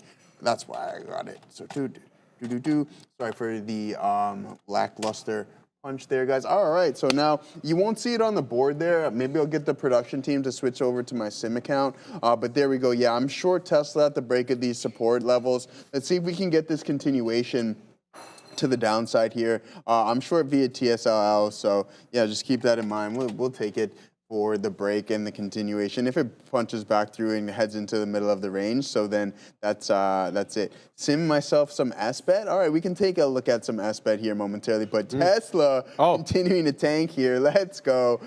Yeah, I mean, big time move down in the market. I figured this was going to happen, and I think Sharif and I observed the same thing. I think the longer the chop sometimes throughout the day, the more likelihood that we're going to see a big down move. It depends, obviously, with sentiment and everything along those lines, but I'm glad that CPI coming in a little bit cooler than expected, and I'm not surprised that the market's selling off a bit. Keep waiting for that tariff inflation. Where's it at, Joseph? I mean, we've been waiting for a hot minute. It's the T word, brother. The T word. It's already gone. It's already gone. It's coming, all right. It's coming, Wayne. Wow, but it moved down here in Tesla. Yeah. No, we're not going to take any off. We're going to ride this wave here. Bitcoin breaking down as well too, guys. I'm waiting for NVDA to come south of 140, or sorry, around 140 or 139. Perfect, thank you. Next trade will update. It says, my guy, Assassino. So what we will do here is that, and bang. Thank you for that one there. We took a little bit off, guys, so you can see that we got this cooking up here on Tesla. And that's the name of the game here. We'll zoom in here and head on to those 1 minute time frames to see what we got going on. And that is it. Oh, this is what I wanted to talk about. What I sent you last night. Oh, Crawford, what's it called? Canelo. Canelo and yeah, it's going to be fantastic. So Netflix is getting the deal. And I was just jokingly saying back to Joseph, I'm like, it's fantastic for Netflix. You know, they're getting a lot of big stuff. But if they buffer again, I'm going to fight them. You're going to fight them? You know, well, yeah, not literally, but, you know, I'm going to be quite angry about it. Dude, it was a fiasco last time, man. It was, but how positive was that for Netflix? They added crazy amount of subs. Exactly. Yeah. So, but there's only so many times you can screw that up. You can screw that up, right? I mean, okay, well, maybe once, twice. Once you hit into that OB thrice, then there's obviously somewhat of an issue. But I mean, if it does happen again, for me, it's buy Netflix at any pullback, even though it is. I agree, dude. And it's every dang day we're looking at this thing's higher. Today it's up 1.5%. This is a real fight. This is a real fight. So you're gonna not only, I guess, like, See, the thing about Jake Paul and Tyson is that you get the younger crowd. And the names that don't watch boxing. Right, and then people that involved, aren't involved in this, but now you're actually getting the real boxing individuals brought here into this fight. I think it's the best that they can do for Netflix. Just start promoting the heck out of these guys. I agree. I think, yeah. I agree. Just start the promotion. Highlight You know what reels Turkey's left, going to right, do? Turkey's going to yeah. be doing crazy promotion. He's Left, got money off the highlight- yin yang. Yeah, exactly. Right, Highlight reels, left, right, and center. I of agree. These guys on absolutely everything. Pay for the advertising and just get people to funnel in on Netflix. I think this is a really, really big move, especially into this high level of a boxing fight. Absolutely. Yeah. And let's not forget, we got Dubois, Usyk in July. That's on DAZN. It's on DAZN. It's on DAZN. Yeah, but on that DAZN. to me is the real fight, bro. I mean, you got, well, yeah, sure. You got the undisputed heavyweight champion fighting the guy who he had the most controversial fight with. Yeah. We know that. I personally thought it was low. Yeah. That's just my opinion. People see it differently, right? But from a popularity standpoint, I don't know if Usyk and Dubois hold the star power. No. And I think certainly not North American anyway. Maybe internationally. Yeah, exactly. Because of the England ties, of the Ukraine ties. Obviously, I think Daniel Dubois is a hell of a fighter. We saw what he did to Anthony Joshua. Yeah, exactly. He knocked the hell out of him. He killed him. What's going on over there, Obi? Oh! I knew this guy was short. I knew that guy. Get it, Obi. There it is. Would you shorted in? You put your stop. What'd you short, Ob? He shorted Softy. It's okay. It's like one of the only Mag 7 names that's positive on the day, but you made money. You made money, baby. Man.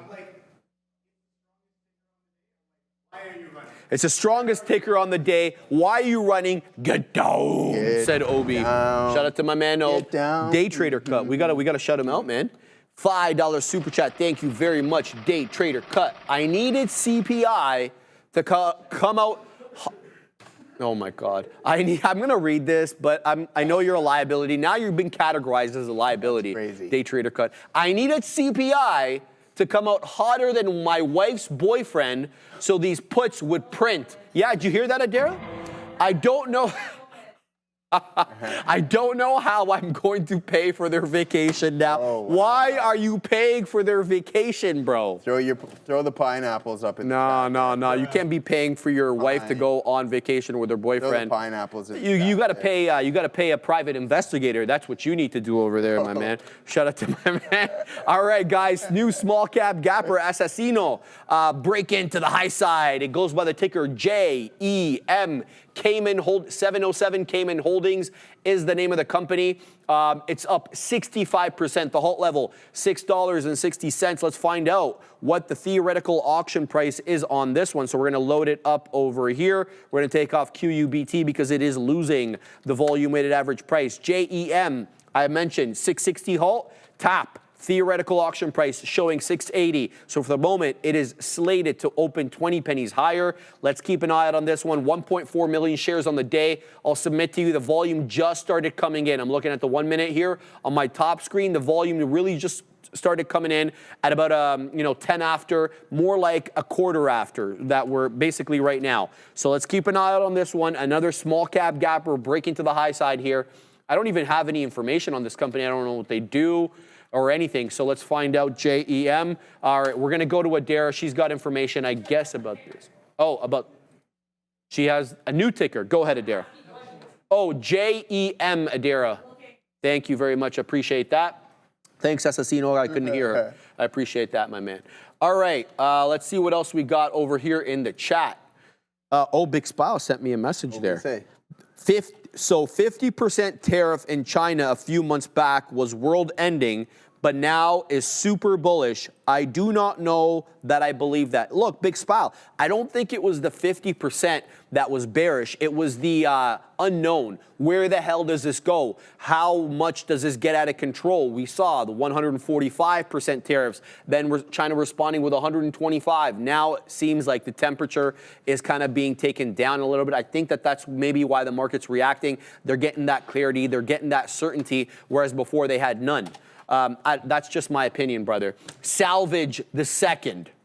$10 super chat. Awesome. Any love for AMD? Question mark. Love you guys. Love the show. LFGO. Love you right back. Shout out to Salvage the second, my man. You want to give him a look at your friend AMD? AMD? Yeah. Let's look at AMD here real quickly. We're going to hit this ad read first, and then we'll take a look at AMD. Level up your trading game with Prop X. XP up to 1 to 200 leverage and static drawdown. Scroll the site, pick your challenge at propx.com. Trade directly on our platform. Sign up, try it for free, and start your trading journey today. Enjoy rapid payouts and real human support. No bots. Rated 4.6 stars on Trustpilot. Trusted by traders worldwide. Right now, get 50% off with code TraderTV. Link is in the description. Be the trader.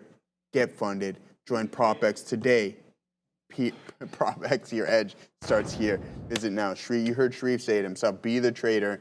And he's giggling too as he's walking away. So, So we gotta stop doing that, man. Make sure, guys, when I'm slightly leaning, we're not sitting sideways. All right, we're focusing.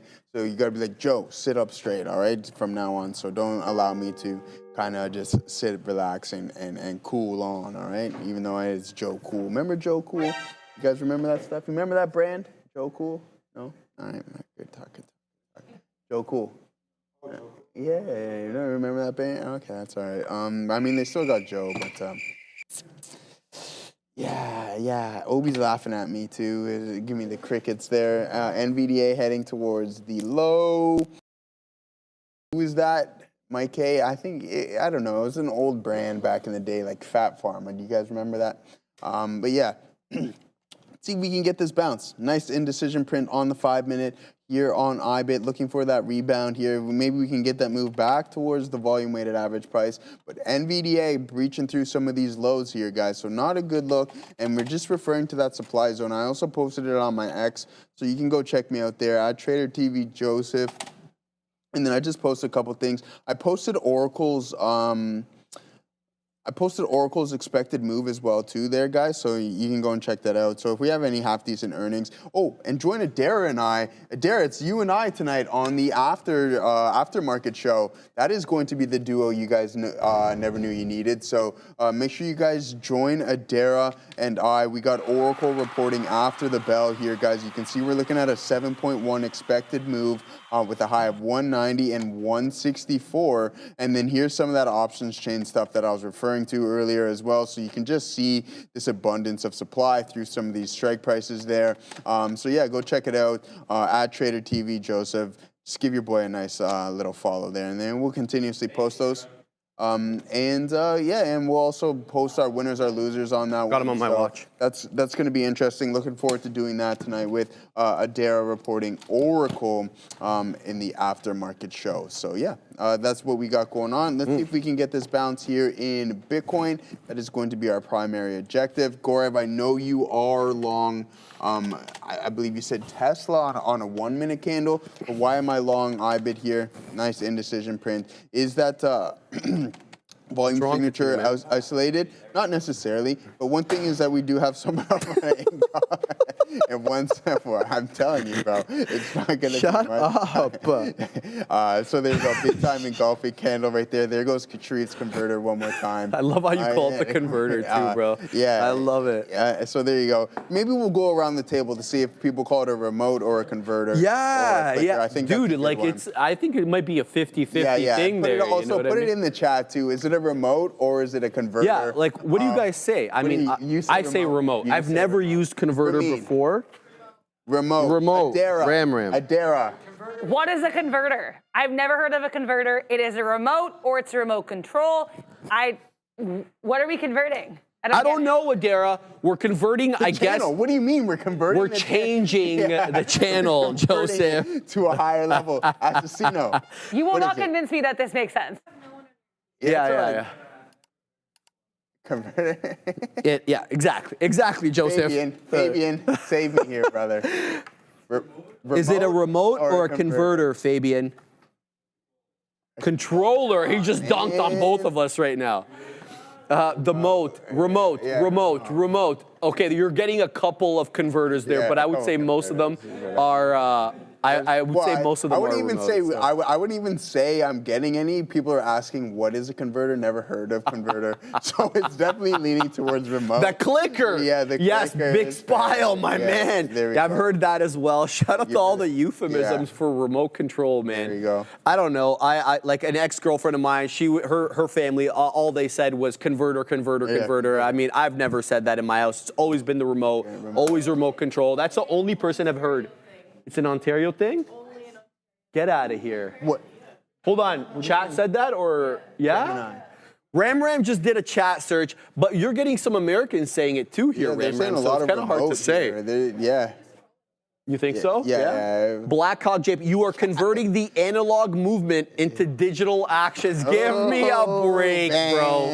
Give me a break. Let's go. All right, guys. Adara did do some digging here on our friend JEM, which is halted again to the upside. It was a 660 halt. Now it's a 748 halt. And here's the information on it. I'm going to read verbatim what Adara messaged me right now. Here it is. So it is an IPO, confirmed. It is an IPO based on the chart. It could have opened yesterday, but I wish I had more info on this company. Still looking, and she confirmed it is an initial public offering.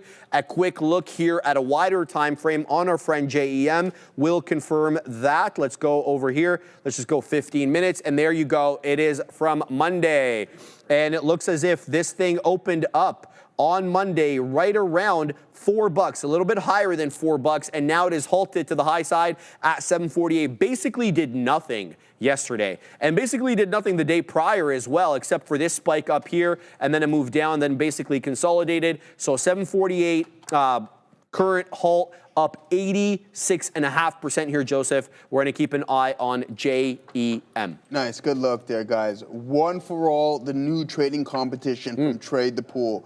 Never been done before. Everyone will be trading together on one shared account with $1 million in buying power. Starts June 16th to 18th. The goal, beat the Qs. For example, if the QQQ moves by 3% up or down, we aim for more. All right, then. And what is in it for you? Everyone wins, plus $675,000 in prizes. 20 evaluation accounts up for grabs, one account, one mission, one for all. Scan the QR code or join the team now. I think that's very interesting. I've never heard of anything like that. I know when I read it yesterday, I was actually quite impressed with that. So I'm curious to have, so I don't get it. So does everyone have a, maybe we'll have to talk to Money Mitch about that one to see what's going on. It's like, so what, does everyone have an equal amount of like buying power? That's a good question, bro. If you're looking to, with 1 million buying power, so what, it's just divided amongst whoever's in that, and then you just try to do better. But what if the majority just really is not that good? Then well, there you go. Yeah. So there you go. So no money for you, but and no money. Yeah, so no money. So yeah, we'll have to figure that one. Maybe is Mitch on tomorrow? Maybe. No, he was on yesterday, brother. He was on yesterday. I didn't know. We had Raheem today, and we have somebody from Trade Ideas coming tomorrow in the morning. Yeah. Okay, cool. So some interesting stuff. Maybe we'll I'll have to chime in and ask Mitch what's going on with that one there. Shout out to Money Mitch, baby. Yeah, shout out to him. Swing alert. So yeah. Love that guy, bro. Yeah, I mean, he's a funny guy, and I like that. And smart too, bro. Smart, yeah, good smart. Technical trader. Yeah, exactly. Guys, can I mention? Sorry, Joseph, I had to interrupt here. JEM is halted to the downside, guys. So it did lose that halt level. I was really keeping an eye on that 660 level. I wanted to see it hold, as we've talked about many times. These are intraday areas of support and resistance, and this one did not hold up. It was a 660 halt on the way up. It is now a 647 halt on the way down. So JEM, an IPO for Monday, still above the technical areas that I'm looking at. You know I'm looking at that 10 EMA on the 5. The 10 EMA on the 5 just a little bit above that $6. And then I'm looking at VWAP, obviously, below that. That's showing me 540 currently. So I don't think this one is out of play yet. We're going to keep an eye on it. And if it's appropriate to enter, we're going to weasel back in. Now, I got back into this NACA. Okay, we had a good trade on this one, basically break even on the moment. We're 1 for 1 on NAKA. I was able to make some money back on that prior trade, but now I'm looking at taking out that $19.50 area. looking at getting in at the 10 exponential, and that's why I entered there. So we're long at 70. I've set up the first beak wetter in the mid-80s, and then another beak wetter just to front run that whole dollar level at 19. But ultimately, I'm looking for that continuation into 20. Ideally, obviously, it's up 60.78%. Here we go. It's zagging. It's showing me 70s right now, so we're break even on it. Keeping my eye on this one. I put my stop prior bar low. Simple as that. So we'll risk about 20 pennies, give or take, on this one. Let's see what we get, and we won't get upset. Tisha, yes, I'm watching it. Gem, that is I am red on NACA. Yeah, well, I was red on NACA as well. I'm kind of break even. I think I'm marginally red, actually. Let me have a look. Yeah, we're marginally red on NACA. Very, very small loss there on NACA. We'll look to get hopefully green. We're going to have a look to see exactly what we can do, but I want to keep my eye on JEM, the halt time, guys. So this is a little trick. It's not the most complicated trick, but let me tell you about it. Right there, that is the time and sales on the left side of the screen, okay? We halted the last print that came in, 12:25:38. These halt levels for volatility halts, they come in waves of 5 minutes.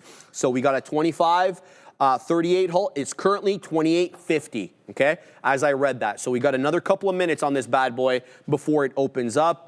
Likely going to open up at 12:30:38. We'll see if it ends up being a 5 or 10-minute halt. We got caught on XTIA to the downside in a 10-minute banger, but we're able to make money on that trade. It was a bit of a risky trade, though, full disclosure, okay? So keeping an eye out on that. And then, yeah, we're still holding here, Joseph, NAKA, looking for that move into 1945 high. Let's see what we get. Yeah, good luck there, guys. We're getting a little pop here in Bitcoin. So I know Big Spile pointed this out, Gaurav pointed it out. So there is bottoming signals across the board, and that's just adding more conviction within your setup, right? So when you see it on multiple underlying assets, then it's like, say, hey, take that trade. If you're contemplating on doing it or not, and you're seeing it across the board, just do it, because I think that it's a high conviction setup. So you can see that this is SIM, but we're long some IBIT Adara. Hey.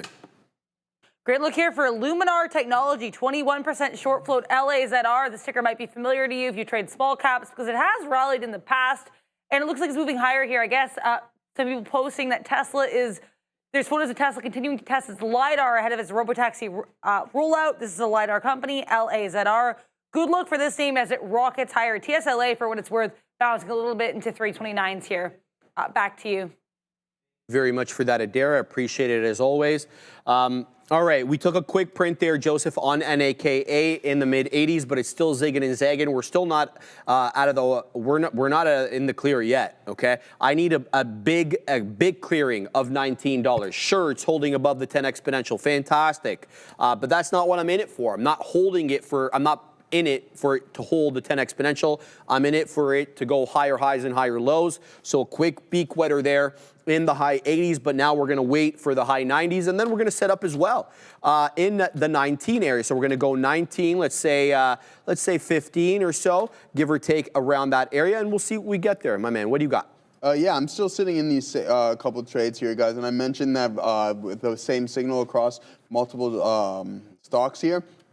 Now look for that move back towards the volume-weighted average price to see how it reacts around that specific level. But one thing to note, that as we're starting to climb higher, you can see that the volume is starting to step down. All right, so that's not the best sign, but this is a solid signal right here. Look for that move, take what the market gives you, and then look for another trade, or hold on for a runner. Excuse me, I was going to hiccup there. So I think that's what's going on. Hopefully you took that long there, Kyle. Gaurav, potential bottom on Apple at 200 as well. Glad you're seeing that. Did you take that Tesla trade, Gaurav? Because that's looking pretty good as it's slowly starting to climb. We had a low of around 326. Now we're trading around 330. So that was a nice $4 move right there. And then the SPY not cooling off just yet. It is steaming towards the volume-weighted average price. Now let's go Bitcoin. Let's see if we can get that move higher. I know Katina Man's still probably still long this name, but let's see if we can break VWAP and head towards the high of the day. I think that's going to be the ultimate goal. break through the top end of this range, and then who knows what's going to happen in the post market, right? So come 6 o'clock, you've seen the moves that it tends to put in, and I'm curious to see if it's going to be towards the top side. So potential bottom on Apple. Yeah, let's take a look at Apple to see what you're looking at. And this is what I was referring to, Gaurav. Yeah, Bitcoin just tanks right there. So this is what I was referring to, Gaurav. Okay, 5 minute. I don't think it's as okay. Yeah, that's a really good signal actually. It is tough, though, because you can see it's breached to the downside. So that's why you just want to always give yourself a little wiggle room. But that's some potential stopping volume. But with the Qs heading back towards VWAP and the SPY as well, Apple not participating on that pullback, then that might signal some potential weakness as well. All right, here we go. We're breaking above 19. That's an invitation for me to take more profits there as we break above the level. We're showing 08s now. There it is. Did I get the print there? I got the first print. I don't think I got the second print. No, I didn't get the second print. So I got the first print there, I think, is the second print. Nice. Okay, so good look. Now I'm waiting at 1915. And then I'm going to wait for a high day break, okay? So 1945 high day. We're going to wait. You know where I'm waiting, man. 1969. We're throwing the order out there. So that's what we're keeping an eye on there. So, yeah, I'm keeping my eye on NAKA 1969. So there we go. Now we're good to go there. So, yeah, this one's still zigging and zigging, man. I don't know. It's not really clearing it with any decisiveness, but it's been doing that the entire time. What I really need to keep my eye on is whether it continues to hold the 10 exponential. All right, so that's NACA. Let's talk a little bit here about GEM, the Monday IPO. This is going to be a 10-minute halt likely because we are now 12:33 and change. This one halted at 12:25. So we said they come in waves of 5, and they do. The current time, as I look at it, 12:34:02. So we have another minute and a half, give or take, before the 10-minute elapses on JEM. Whether it's going to be a 10-minute halt or longer, we're going to have to wait and see there. But usually they do, usually it is 10 minutes after the initial couple of 5s. And that's what we had here. We had a couple of 5s, both to the upside. I'm also keeping an eye here, guys, on QUBT because it's breaking trend. So this one was obviously in a downtrend after making that 2091 high. You don't need to be a chartered market technician to see the umpteen amount of lower lows and lower highs there, but this is a decided trend break. And true to form, these bad boys, they don't really hold up at VWAP. So 1950, we just bounced off 1850 moments ago. We're $1 in the clear. I'm not in it, but the name is $1 higher than it was before. So QUBT up almost 30% on the day and looking to go more here. So we could definitely have something here on QUBT. Fantastic look for the quantum names on the day, thanks to Jensen Huang, who was, changing his tune a little bit as it relates to quantum and when it might become commercially viable, where it's used en masse. So we're going to have to keep an eye on that. Anything that guy says or does, man, is, followed very, very closely. So yeah, thanks Jensen for that. Keeping an eye on NACA, we're still holding at 1910. I'm waiting at 1915 here for an out, so awfully close to possibly getting another out, but it's a good defend right now of the 10 exponential. So I'm just trying to ride this wave as long as I can here, looking for that ultimate out, though, of the high of the day break, which is currently 1945. So NAKA in focus. Okay, GEM is open now. So here we go. It's at the 10 exponential. It's losing the 10 exponential. This thing is on the way down to VWAP. It looks like it's going to halt again. 59s is the halt parameter where it's triggering 559. This will likely be 2 down halts unless we get a false halt here on JEM. It's a Christmas tree retracement. I hate to see these. They go all the way up, and then as aggressively as they went up, they come back down, stopping everybody out along the way. I think that a lot of people have been caught in that, myself included. So yeah, it doesn't feel all that good. Keeping an eye here on NACA, Joseph. I'm waiting about 4 more pennies off this current price level for the next fill. Nice, good look there. Yeah, I'm in some, I'm short some meta, guys, just off of this rejection of VWAP. So I'm looking for that move back towards the low of the day there, guys. I think that's the game plan. So you can see a nice inverted hammer candle or doji, gravestone doji, whatever you would like to call it, shooting star, right below the volume weighted average price. So, and then we breach it to the downside. So I'm looking for that continuation and then the potential move to the low of the day. And then, I mean, Meta's been on a crazy run as well. So I want to go over something here momentarily. I know I'm kind of jumping around, but I want just to show you guys how the Nasdaq has been performing relative to all the other major averages. Oh, I like that. You're going to do the overlay? Yeah, it's already, yeah, she's already, oops. Yeah. They already got it done. Yeah, we already got it done there. So yeah, I wish I could. What's the yellow zoom in one? on That's that's that Russ. The Russ. Yeah, Surprise. Well, last 20 years, small caps underperforming, baby. Yeah, exactly. So there you go. The Russ sitting at, what did we at 1 year? Let's go 3 months here. So there you go. The Q's up 13.3% in the past 3 months. SPY 8.46. IWM. It is ahead of the diamonds in the past 3 months. But then when you zoom out a little bit there, Sharif, you're going to see the diamonds take that lead on that one there. So there you go. You can see the best performing one is the Nasdaq. It was also the hardest hit as well too, with the likes of Amazon and Apple being the most affected by these tariffs news.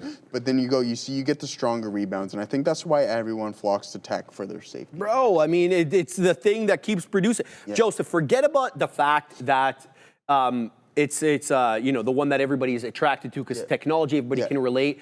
Bro, they're the ones printing money.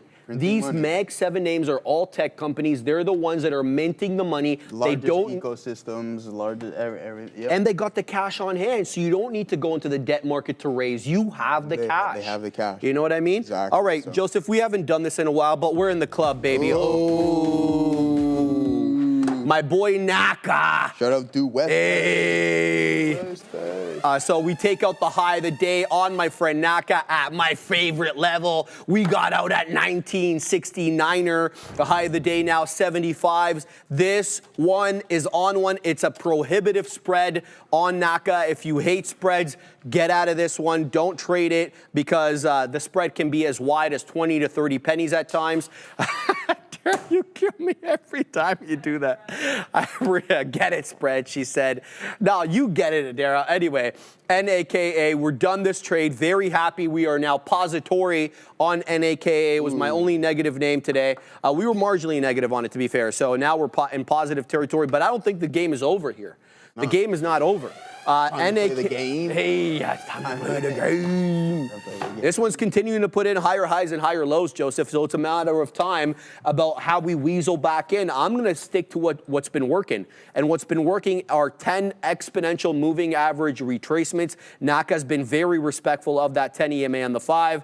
Case in dang point. Here it is. I mean, you got some wicks below the 10 there, but we've been saying it many times. The money fills on a lot of these names are in between the 10 and the 20 exponential moving averages, and that's what you got here with Naka, and you can see the closing prints, almost all of them, save and except for this one red candle over here at 1135, all closed above the 10 EMA. So the 10 EMA in vogue right now on NAKA. It's about how you use it. Make sure you are trading it carefully. All right, keeping an eye on QUBT, because I was mentioning this one did break trend of that downward channel that it had been on, but now we got a couple of red candles. My look on Naka will be, or sorry, on QUBT, excuse me, is yes, we got a 2-candle red setup right now. If we can print a 5-minute candle to close above these 2 candles here on a closing basis, so first 5-minute candle will make a new high, I'm going to get into QUBT. Because that will show me, yeah, sure, we were taking profits after a 3-candle up move for $1, and now we're going to continue up. So I'm going to keep my eye on QUBT for that double top there, 1960, 1965 break. I'll be looking to get long there.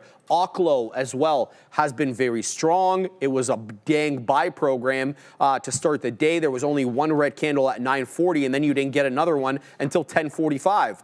Since that time, though, it's been an obvious downward channel. So what's the trade here? Are we going short, or am I waiting for that white line, which is the volume weighted average price, right around 63 bucks? So I'm going to keep my eye on Oklo. I haven't taken it off the side screen over here because I think it's still presenting you with opportunities. Last but not least, before we send it to Joseph, MFI.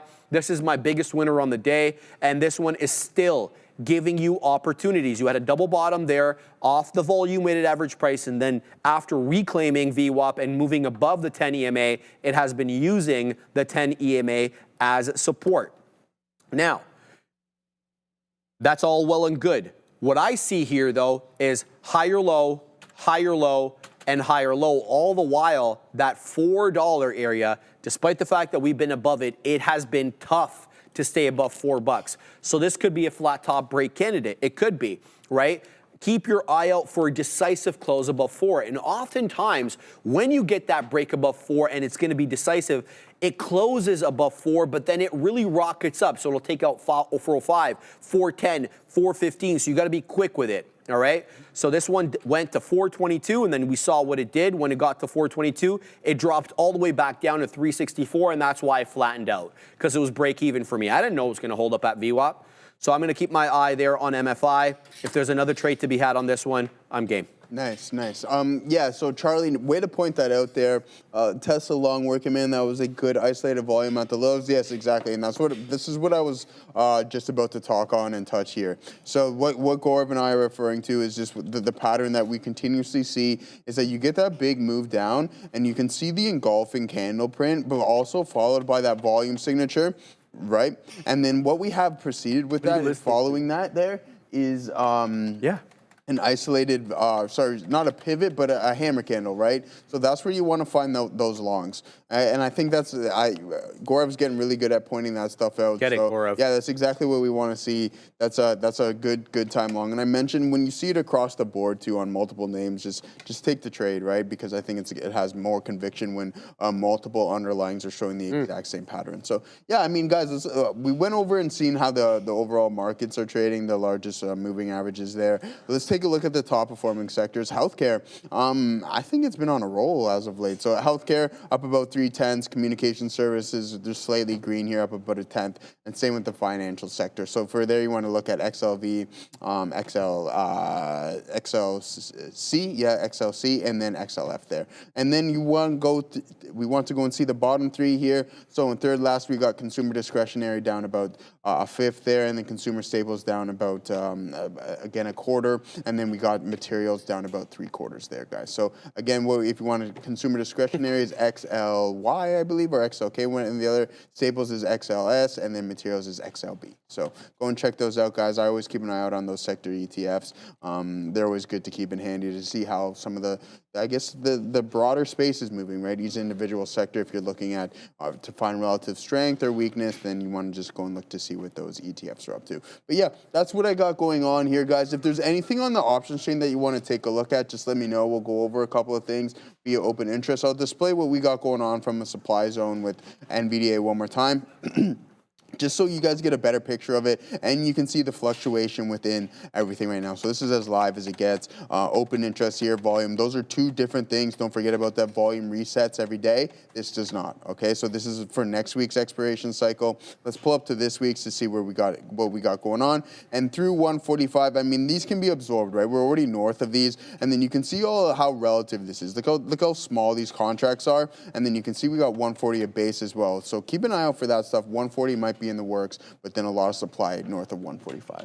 Traders, are you ready to fully optimize the computer you use for trading every day? Well, Easy Trading Computers and Trader TV Live have teamed up to bring you an exclusive sale on the world's most powerful AI-ready computers specifically for trading.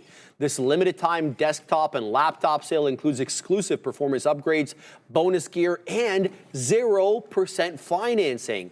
And it's only, for Trader TV Live viewers. So scan that QR code on your screen, enter your email address, and unlock access before it's all gone.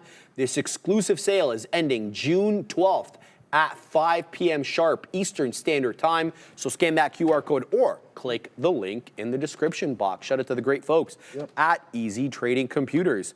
One more go thing ahead. I want to touch on here, guys. So, okay, so let's take a look at the Qs as well, Sharif. So we can just see what we got going on from an OI standpoint here in the triple Qs. 535, sorry, we're seeing about 10,700 current open contracts. And then when we go up to 40, we're going to see about 13,000. And then you can just kind of look where the price has been trading. We get to a high of around 537.50. We couldn't break through that on that CPI print, and then now we're just hovering around VWAP, which is kind of correlated with that high level of OI at 535 there, brother. That's all. I'm sorry, 1 second. No, Just keep going.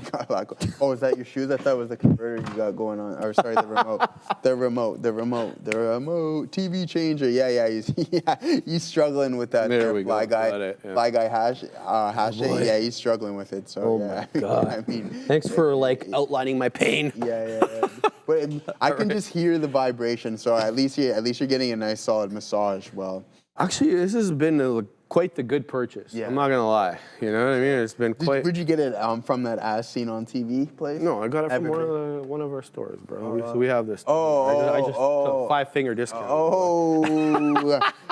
So wait, you couldn't hook your boy up with one? Oh wow, bro! Why you like make me look like such an asshole that I didn't bring one for everybody? Yeah. We were talking about that the other day. All right, who in grade school was not allowed to bring in snacks because they had to bring one for everybody? I grew up that way. That was the way it was in Toronto. If you didn't have a bonbon or a cupcake or a donut for everybody else in the class, you didn't get to enjoy it unless it was lunch. And I found that a little bit communist. Do you know what I was doing with my son? What were you doing? But we got to go to Adair because she's got breaking news, brother. I was trading them, man. Oh my God. I do, and it's on Amazon. AMZN, nice little bounce off the bottom here. The company announcing that they have 3 AI-powered innovations to get packages to customers faster. That's just the blurb. If I have any more details on what these innovations entail, I will let you guys know right away. I also want to mention here at 1 p.m., again, we have 2 things coming up. One, Caroline Levitt, which is the White House press secretary, she's going to be holding a conference. I suspect a lot of questions here will be about that China trade deal, so just be aware that that's happening. And I will always keep you guys apprised if there's anything market moving.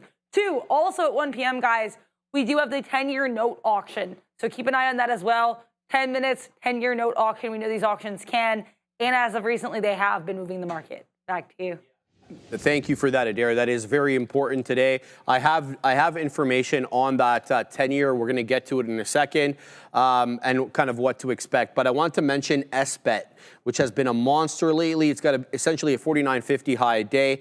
It did come in now and might be losing the volume-weighted average price. I've got VWAP pegged here on my chart at 42.5. It's showing me 42.79. Look at this, Adara. 42.79 on the ask, 41.33 on the bid.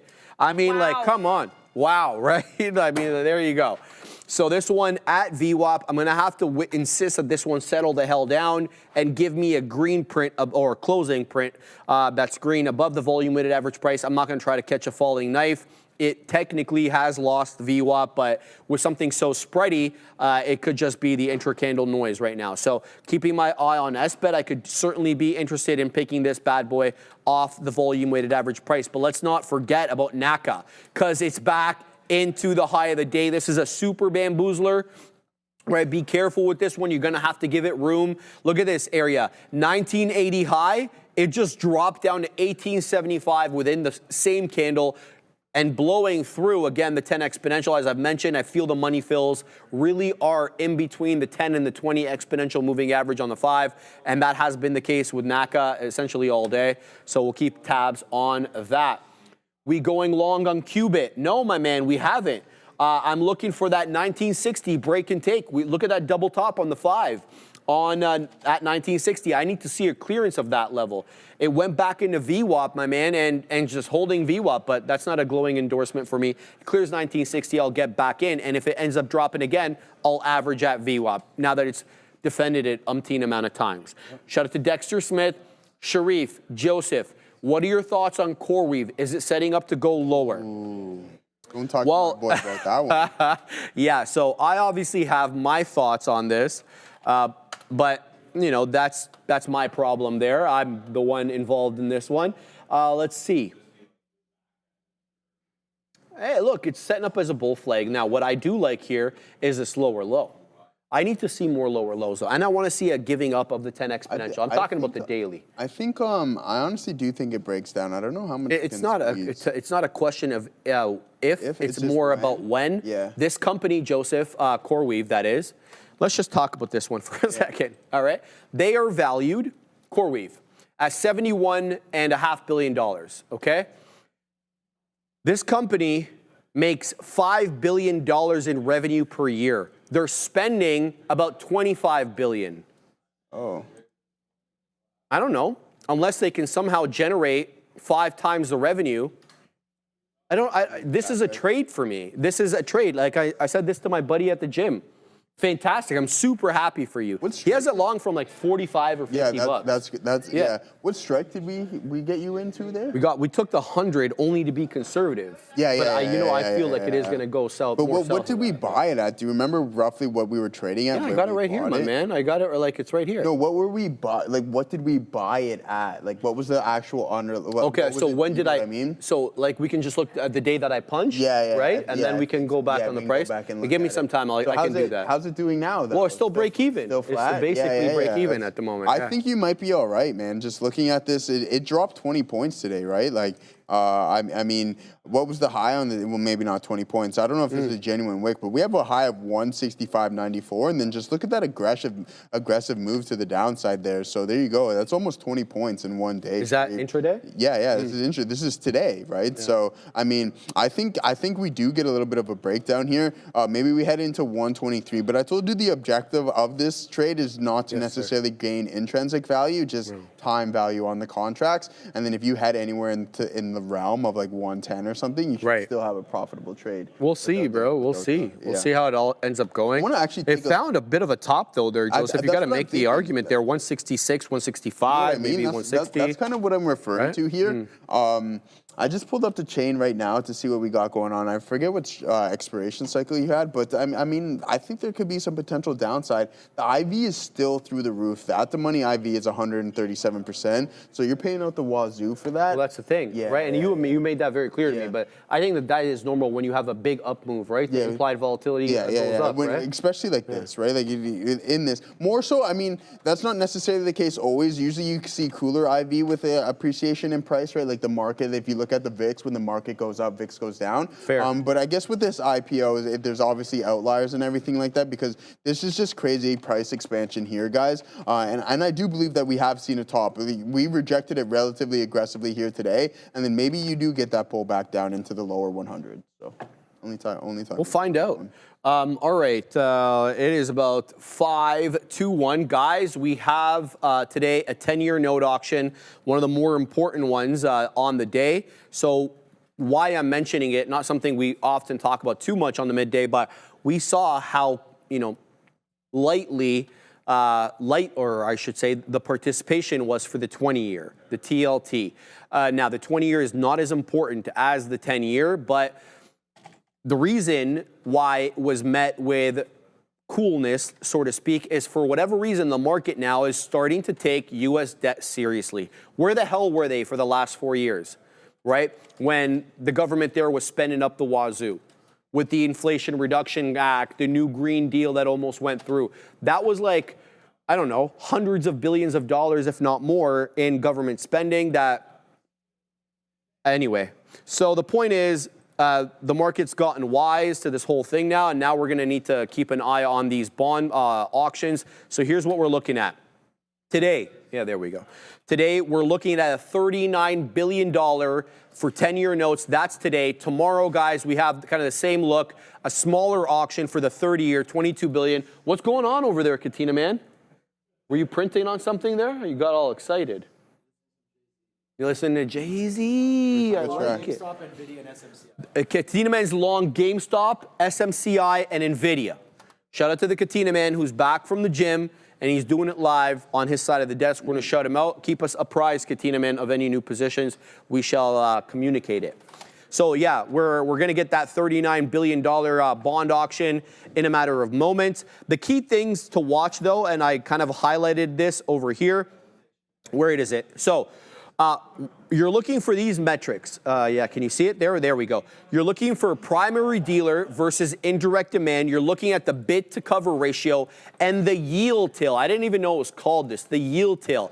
That's the difference between the auction yield and the pre-auction market levels. For example, I'm seeing the 10-year right now at 4.431. 4.431. That's a futures contract. And that's the continuous contract, meaning that I tell my computer, don't give me, you know, that expiring June contract. Just give me the continuous so I can kind of chart it a little bit better. There's some differences there. But that's what I'm looking at. I'll be looking to see whether or not the pre-auction yield of 4.431 ends up coming higher or lower. So the way the bonds work is that the yields are higher if the bond auction or the bond price is lower. And if the bond price goes up, the yields go down. They're inversely correlated. So keep your eye out on that. That will be important in my humble submission.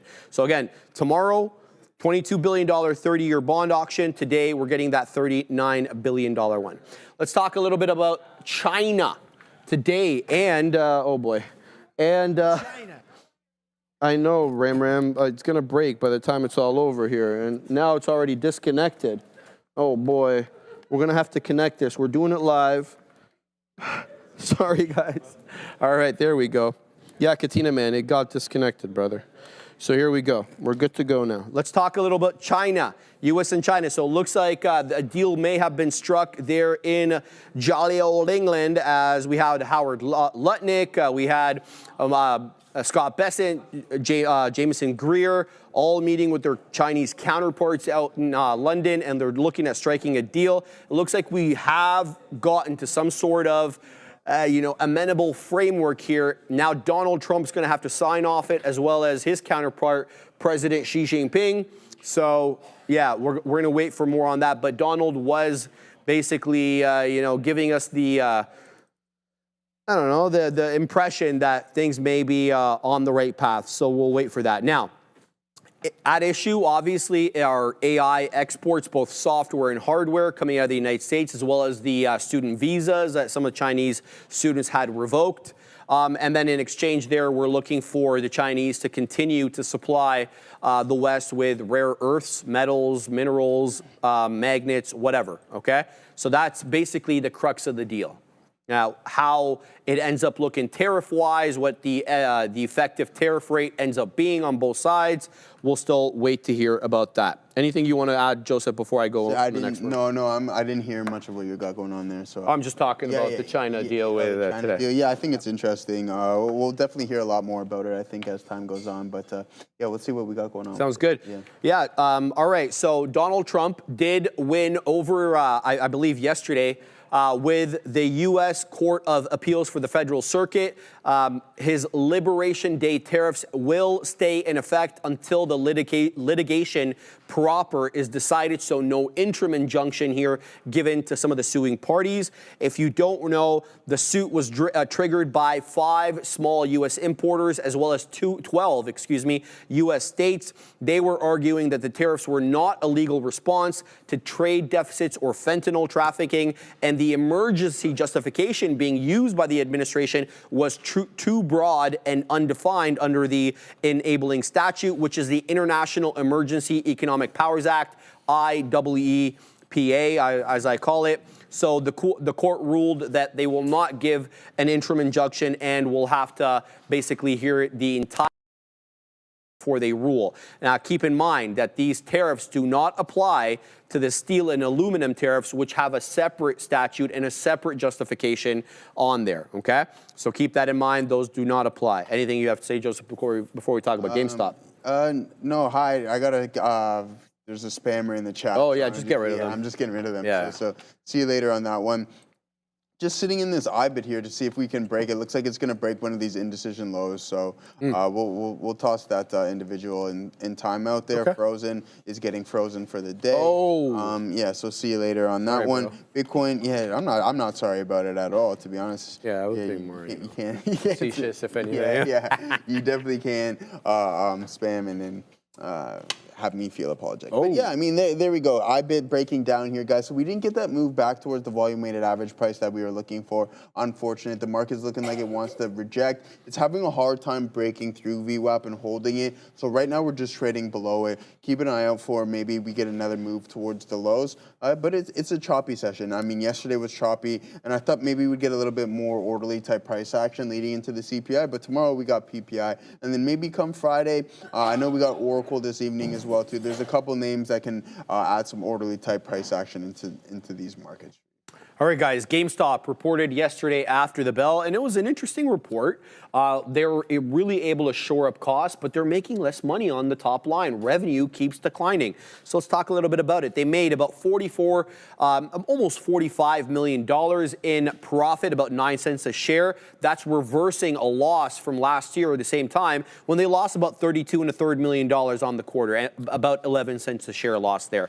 So adjusted EPS, 17 pennies. That's not EPS, it's adjusted EPS. That beat expectations, but that's kind of where things, the good news ends. Revenue declined, guys. 17% year over year, down to $732.5 million, with both software and hardware accessory sales down.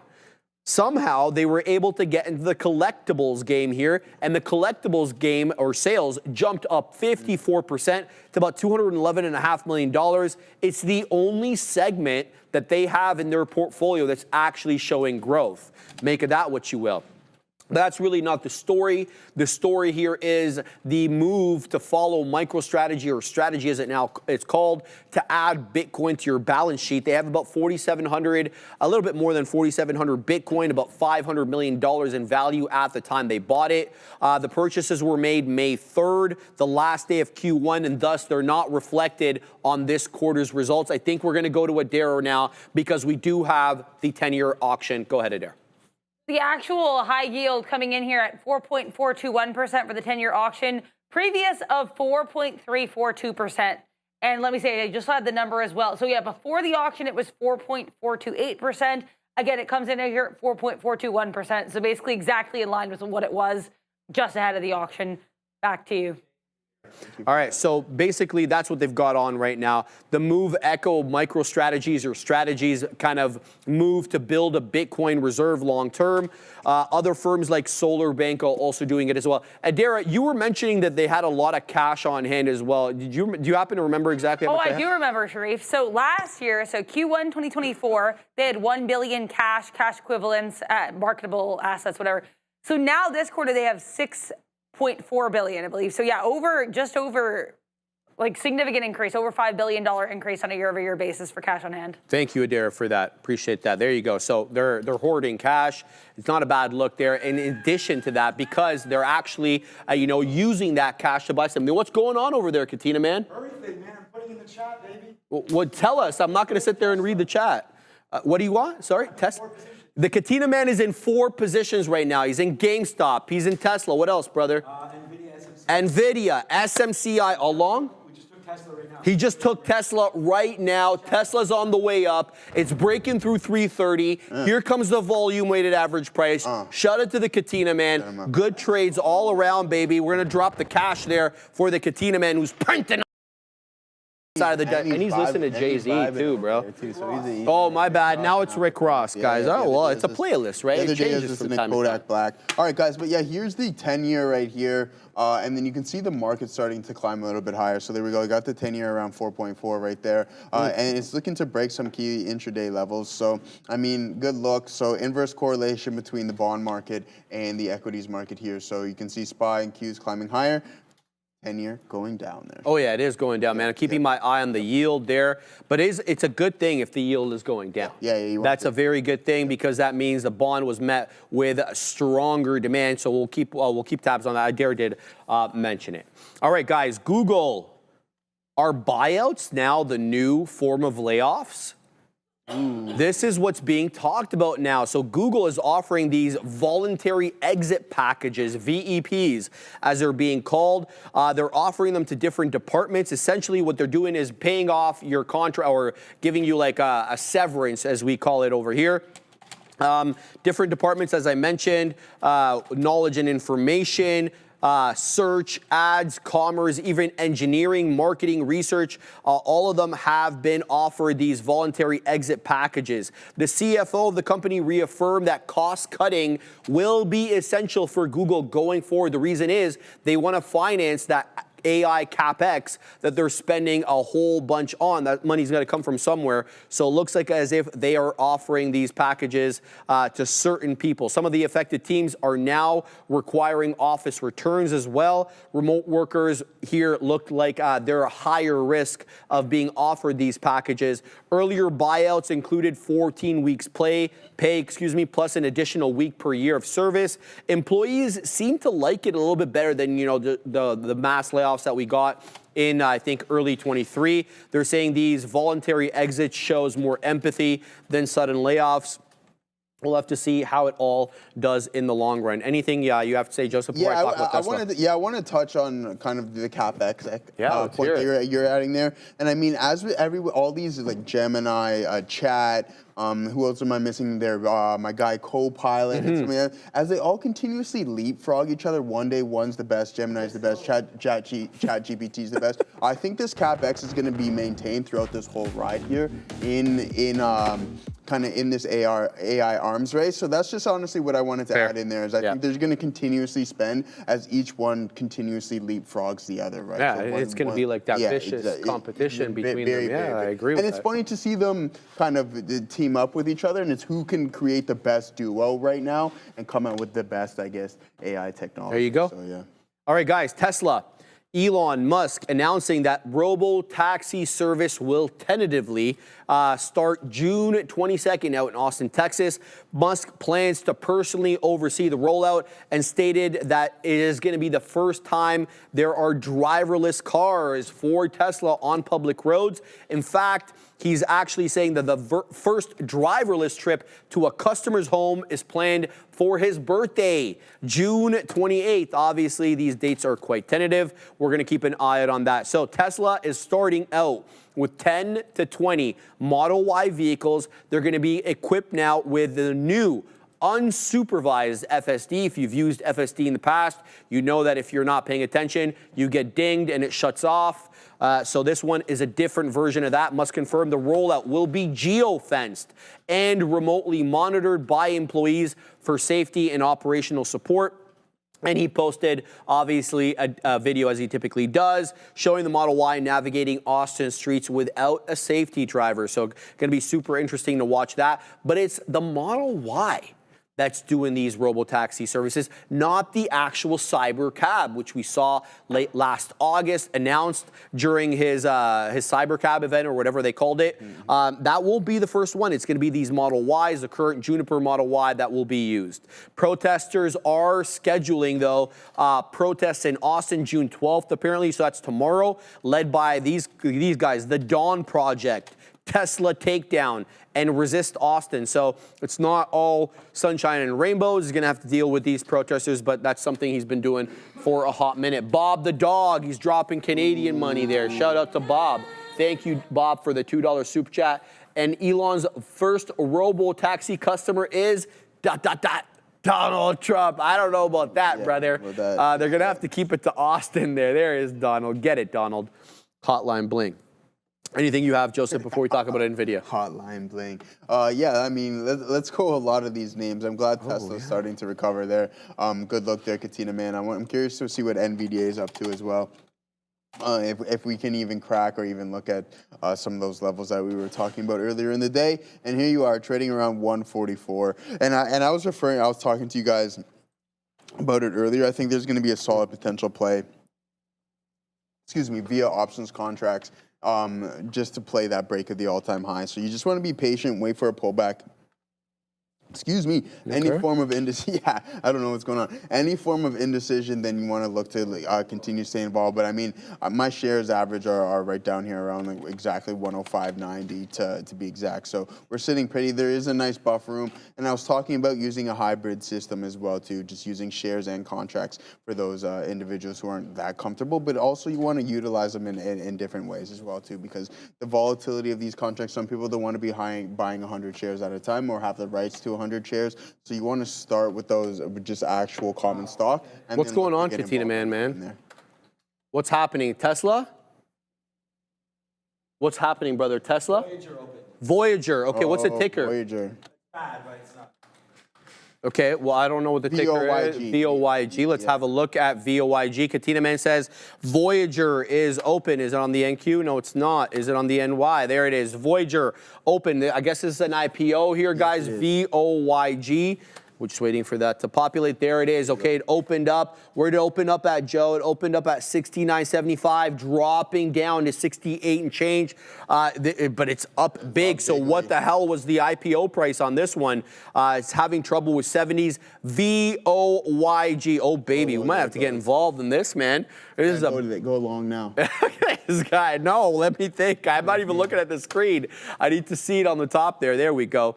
So we'll get to that one in a second, guys. VOYG, it's zigging right now. Keep your eye on this one. The Katina Man's long. It's having trouble with 72. Let's see if we can pick it up at 71 and change and maybe take it through the ride. There goes 72. Oh, baby. Told you, man. Yeah, well, I wasn't even looking at the screen, bro. I can't agree with you if I'm not looking at the screen. All right, so this one's really going. The Katina Man's swearing up a storm over there, baby. Get it, Katina Man. I got out of half already. He got out of half. That's okay. It's still going, brother. Go to his chart there. Okay. They're out now. All right, there you go. Katina Man, 74 top. He's dripping. He's dripping in cash. That's what he's doing over there. Not yet, he says. All right, well, we're trying to hype you up, Katina Man, so everything's fine there. All right, so we'll continue to keep an eye out on this one. VOYG, excuse me, guys, is the ticker. VOYG, a new IPO on the day. I'm just trying to work back into my screen over here. I had something to say. Oh, yes, that's what I was going to do. So somebody was telling me, hey, Sharif, you know, have you seen Waymo yet? I'm like, absolutely, of course. So look at this. This is what I want to show you. So Waymo. Yeah. See what they were doing? Yeah, with to them in LA. Over here. Okay, wow. so. There's a whole. Yeah, Andre, if we can show my screen. So look, no. Look. Here's what's happening. Oh. Because of the riots in LA, Waymo is getting all their cars the hell out of there. Oh, yeah. And they're all in one line to get the hell out of LA. Right? And so somebody took a video of like them all lined up back to back in the same lane, just leaving Los Angeles there, which I don't think is a bad thing. You don't want to get the heli. What the heli? Right? So we'll keep tabs on that. I love that. Katina Man almost hit the face slapper there. I thought Katina Man's killing it over there, bro. We'll throw this one up there for my guy there. All right, I'm thinking about weaseling into this, Joseph, but it's coming back down quite aggressively over here, your boy VOYG. So I got to make decisions about what the technical levels are. Decisions. Yeah, just keeping an eye on this one over here. Go ahead. Yeah, let me see what we got going on. I mean, Palantir just doing Palantir things, trading up to $140 almost here on the day. That stock is just definitely probably one of the better performers here to date. But there we go. Meta starting to reject. We've just been sitting in this. So as long as we don't hold VWAP, today's a choppy day, I believe, and it's going to stay this way until we get a nice, healthy pullback, and then maybe we can continue in the direction that we were. So be prepared for a little bit more chop. A lot of overlapping candles, as we can see displayed. And for me, I told you guys, I'm a breakout trader. Oh. Don't thrive in that kind of environment, but there's ways that we can navigate it. And yeah, full disclosure. So what I had going on before, the tariffs taught me a lot. Right, so I had this one system that just classified it as the VWAP breakup, worked out relatively well, but things completely changed and flipped on its head during the tariff, and I had to adapt. And then that's why you can see some different entries displayed for me. Just being able to identify bottoms and tops, chops, etc. Yeah, so it was a big time learning experience, and super thankful for that. But Meta, looking relatively weak here, but I mean the run that has been on from 480. That is comical, Sharif. That is actually slightly comical, because if you go say, hey, in April you could have owned Meta for $480, crazy, trading at $700. That is insane. A 45% move. Crazy. That is big time. And same with the likes of Robinhood. Shout out to Vlad, as Sharif would like to say. So shout out to our guy Vlad Tenev there. Over at maybe he'll hook us up with those gold membies, and then yeah, exactly. But again, here's a really big time move, guys. 146% move off of those Liberation Day lows. This stock has recovered with extreme force, and I'm glad that I rotated into this name. I'm not gonna, well actually I will, I can go over some of the numbers that I remember off the top of my head, but 2 quarters ago, even last quarter, we're seeing an increase in options activity, we're seeing increased usage across the platform, more gold memberships, and then you're also seeing large amounts, a large size of increase on the crypto transactions as well too. So just when a company's in this style of growth, you can see that displayed here. It's a really strong company, and I think going to continue to do so. Now touching over in Europe, acquiring WonderFi as well too. So they're just expanding across the globe, and I think that's just going to lead to more assets under management for Robinhood, and with that you get more management fees, and then sure enough you can see it displayed in the stock price. Well said, man. Yeah. All right, guys, weaseled into QUBT. We're taking some prints to the high side over here, looking for this one to hold the 10 exponential. So we'll keep tabs on this one. It's got a bit of an uptrend right now. It's not without its pullbacks though. So prior to the current trend that we're on, we had a 2-candle red pullback. We're looking at those 1235 and 1240 candles, and now we're getting another 2-candle pullback. So I'm going to give this one a try. Maybe we can break above that 20.5. Let's pack our patience and see if we can take some prints here, putting some resting orders into that $20 area on QUBT. Let's talk a little NVIDIA though. So NVIDIA had a couple of headlines. Adira brought you guys the Europe headline and how Jensen's expanding his investments in Europe. But there was also the quantum headline today for NVDA. So Jensen Huang declared quantum computing is reaching a major inflection point, guys. During that GTC Paris keynote speech that he gave, he emphasized quantum's near-term potential to solve real-world problems in the field of like medicine, science, and finance. That's obviously a different tune than the one that he sang, a few months back when he said that, 20 years was the practical, or 20 years was how long it was going to take for quantum to become practical for these applications. Now he's investing as well in quantum, like he hasn't already. He was obviously investing in his own platform called QQQ. CUDA, obviously that software system that they use for their advanced AI GPUs, and to string them together. It's an entire ecosystem there, guys. So just keeping my eye here on QUBT. Let's see if it's able to take out my next profit taker there. Back into the 80s we go here on QUBT, keeping my eye out on that one. So that's why a lot of these quantum names are strong today, thanks to our friend Jensen. Anything you have to say before I go on to GM? Yeah, for sure. So FF was just asking me a options question. So you have 14 days for SoFi to reach 20. Do I think it will? Anything can happen, right? But also you have to take into consideration from a percentage metric that you now need a 41% move in SoFi in order to even get to that $20. And if you're buying out if you're buying out the money contracts, as I was just about to type in, if it doesn't reach that within the next couple of days or so, then you're just going to lose the value of those contracts to theta, because now you needed to exceed that. And this is what I was referring to with Sharif's option strategy here. We're not looking to gain any intrinsic value on those contracts. We're looking to gain time value. And I think that's going to be your case there in SoFi. 20 in 2 weeks. I mean, I'm not going to rule it out or anything. But again, you need a 40% over a 40% return. And then if that's what your strike price is and you don't get there rapidly, then you're just going to lose theta value and you won't gain any extrinsic or intrinsic value. The extrinsic value will just be decayed by time. All right, we're doing okay here on QUBT. We're about 20 pennies in the money or so. I'm waiting for a $20 break. So I'm keep packing my patience here. Let's see if we're able to continue this nice up move here on QUBT. GM.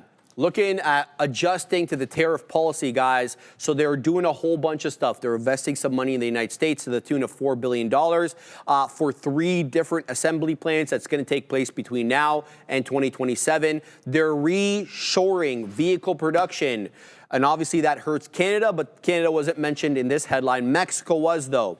And they're reviving the idled Orion assembly plant out in Michigan, which was going to make electric vehicles. That is no longer the case. They're going to switch that. They're going to turn it back on and switch it to ICE vehicles, internal combustion engines.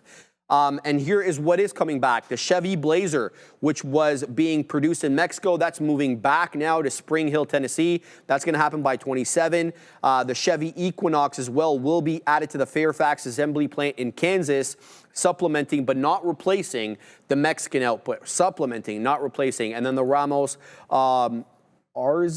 I don't know how to say that. Sorry, guys. The plant long-term role remains uncertain, but will likely keep serving non-U.S. markets. That obviously is a plant in Mexico. So I guess the vehicles created out there won't be coming back into the United States. They'll be shipped out internationally. GM execs had previously said they would wait for clarity on tariffs and regulations before shifting production. I guess that moves reflects that they've now gotten that clarity because they're putting their money where their mouth is. However, all that said, they're still not really fundamentally changing their capex, Joseph. They said they were going to spend 10 to 11 billion for full year 2025, and that's slightly expected to increase by about 1 billion, which is a lot of money for you and I, but not for GM. Clearly, we're here, right? 10 to 12 billion is what they're projecting now. And this is what I wanted to ask you as well, too. So I'm just trying to think of how I'm going to wear this. So coming the next campaign, do you think the Democratic Party is going to be like, hey, we're going to lift tariffs on certain things? Do you think that's going to be one of their key points in their campaign? That's a great question. I think it all comes down to how the economy is doing at the time and how the consumer feels. If people have money in their pockets and they've got their jobs, less likely to really care about the tariff story because of like, well, we're good. If the consumer can absorb it, but if that's not the case, like we're seeing in some you will see that. I think so. Companies, it's just like, hey, this is an incentive. That's genuinely my opinion. And we saw Joe Biden hold on to Trump-era tariffs on China. He didn't remove them, right? I mean, like he even got more hawkish on China than I think Trump would, especially. He's the one that banned all the NVIDIA chips from going out there initially. You know what I mean? And I don't know, man. So we'll see. But I think that is going to be a major issue if we have economic struggles, no question. So that's a look there.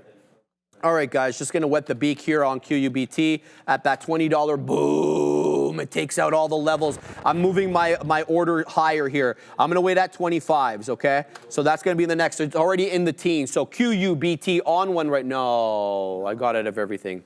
Oh man. Devin. All right, I don't want to talk about it. All right. Devin. So GM, I know. Oh, paper hands. I'm sorry, guys. Starbucks, last one on the news item here. Starbucks is launching a generative AI assistant called Green Dot Assist. It's going to be powered by our friends at Microsoft and OpenAI. It's going to launch in 35 stores this month. Broad rollout expected in fiscal or in 2026, but it's going to start in 2025 across US and Canada. The idea here, or the goal, is to cut service times to under 4 minutes per order. Seems like a lot anyway. That seems pretty high. Right? I don't think I usually wait 4 minutes for, maybe if you're getting one of those fancy drinks, but no. I mean, most of the time I'm not waiting 4 minutes. That's just personal opinion here. The baristas will be able to use voice or the keyboard here to ask the AI assistant on drink prep, troubleshooting with the machines, and operations in general. Future upgrades aim to auto-generate IT tickets, also suggest staff replacements, and further integrate with the internal systems. And we've seen them do this. We've seen Starbucks take an aggressive turn into automation, whether it's robotics quite yet, or in this case, just software AI. We're gonna have to wait and keep watching. Starbucks is using a grounding engine via Microsoft to prevent chatbot hallucinations. This is really interesting for me because we know that there hasn't been mass adoption by some institutions because of the hallucinations. Apparently, there's this grounding engine now that prevents or reduces hallucinations. Reliability is obviously a critical factor here, as other restaurant chains had issues with these hallucinating bots in the food service settings. So that is an interesting development. And the last but not least here, broader tech enhancements by Starbucks. They already showcased their Mastrena espresso machines at the next gen and a next gen point of sale system during that Vegas leadership experience. The POS system can learn in under an hour and offer personalized drink suggestions to boost customer loyalty and repeat business. I think it's just a matter of time until we see these robots, bro, taking our job. And maybe, I don't know, maybe even worse. But, I don't like to speak bad about the robots anymore, Joseph, because they might be listening. I'm ready for the smoke, man. Yeah. All right.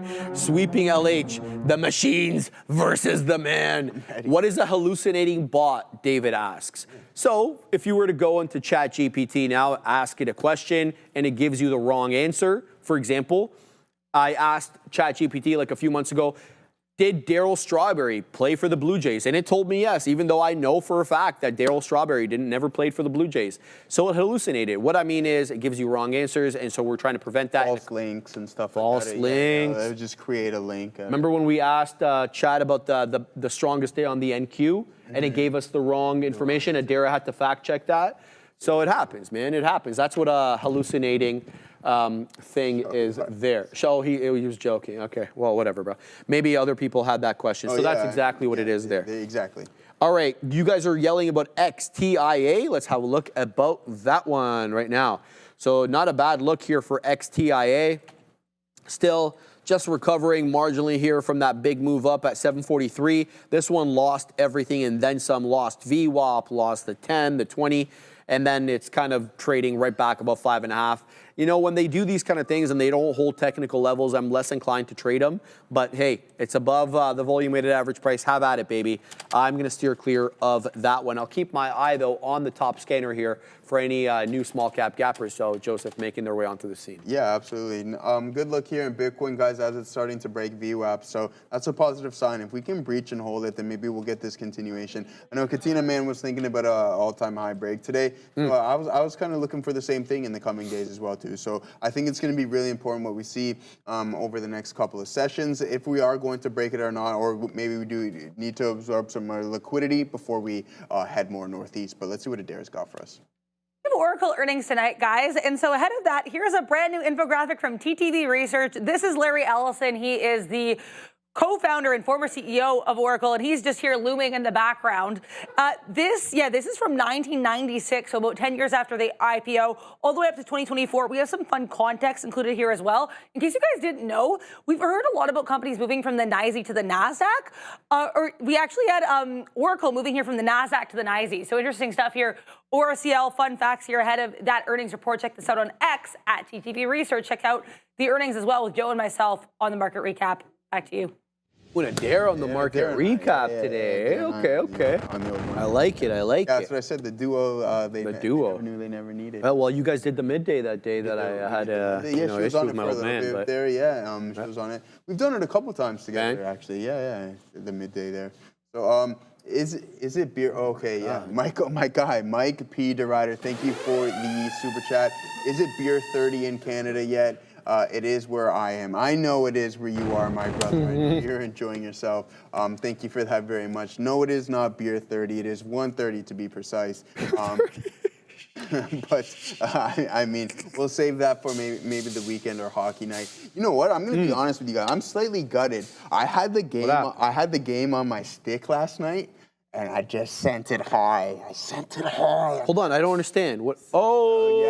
You played hockey on Tuesday. Okay. I was about to say, Your boy had the game on his stick last night. No. Yeah, wide open cage and everything. And You're kidding. That's all right, bro. It happens, man. Whatever. Yeah, you know what? I actually had a hard time sleeping.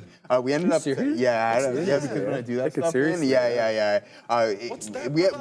had a 4-goal lead. They tie it up. I'm wide open in the slot, wide open net, and I wanted to go bar down, but I just ripped it too hard, and I sent it just like a little bit over the crossbar. You guys ended up tying? Yeah, so okay, so but we were up 4 goals, and then I could have got us that big W. But yeah, your boy sent it high. So what's up, Adara? Yeah, Adara. Caroline Levitt has had, right now, a relatively uneventful press conference. She's just been mostly talking about what's happening in LA, but she did just mention Tesla and Elon Musk. What happened here was she was asked, how did the president respond to Elon Musk's apology? He did say, well, he didn't really apologize. He basically said on X that he felt he went too far with some of his posts. Caroline Levitt said that the president is appreciative. Now, then we had the same reporter ask, well, does this mean that Donald Trump is or is not going to be reviewing some of these contracts? Caroline Levitt at first didn't answer the question, just kind of froze there. Then she said that there's no review happening at this time. So as of right now, it looks like Elon's contracts might be safe. Of course, TSLA and all the other space plays. Keep an eye on actually other space plays like ASTS, things that moved when it initially seemed like Elon Musk and his companies would be losing some of these contracts. I'll pull up ASTS here. This one has been a good sympathy play for this type of story. Right now, a little bit of volatility, as you can see here. Back to you. Tell you, I'm quite surprised that this was able to be walked back. Like, it hasn't been fully walked back. Like, they're not chummy.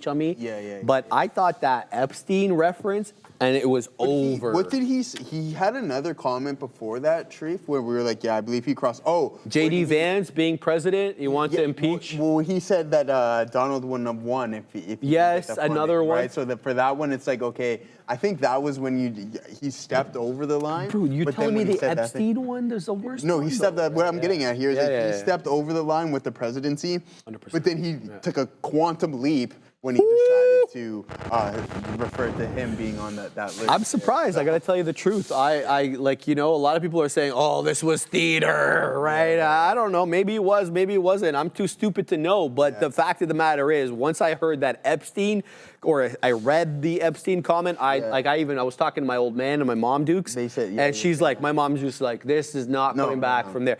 And so like my mom doesn't listen to anything business related. Get gossipy with her though. Oh, she's all ears. She's right now she wants to hear all about it, bro.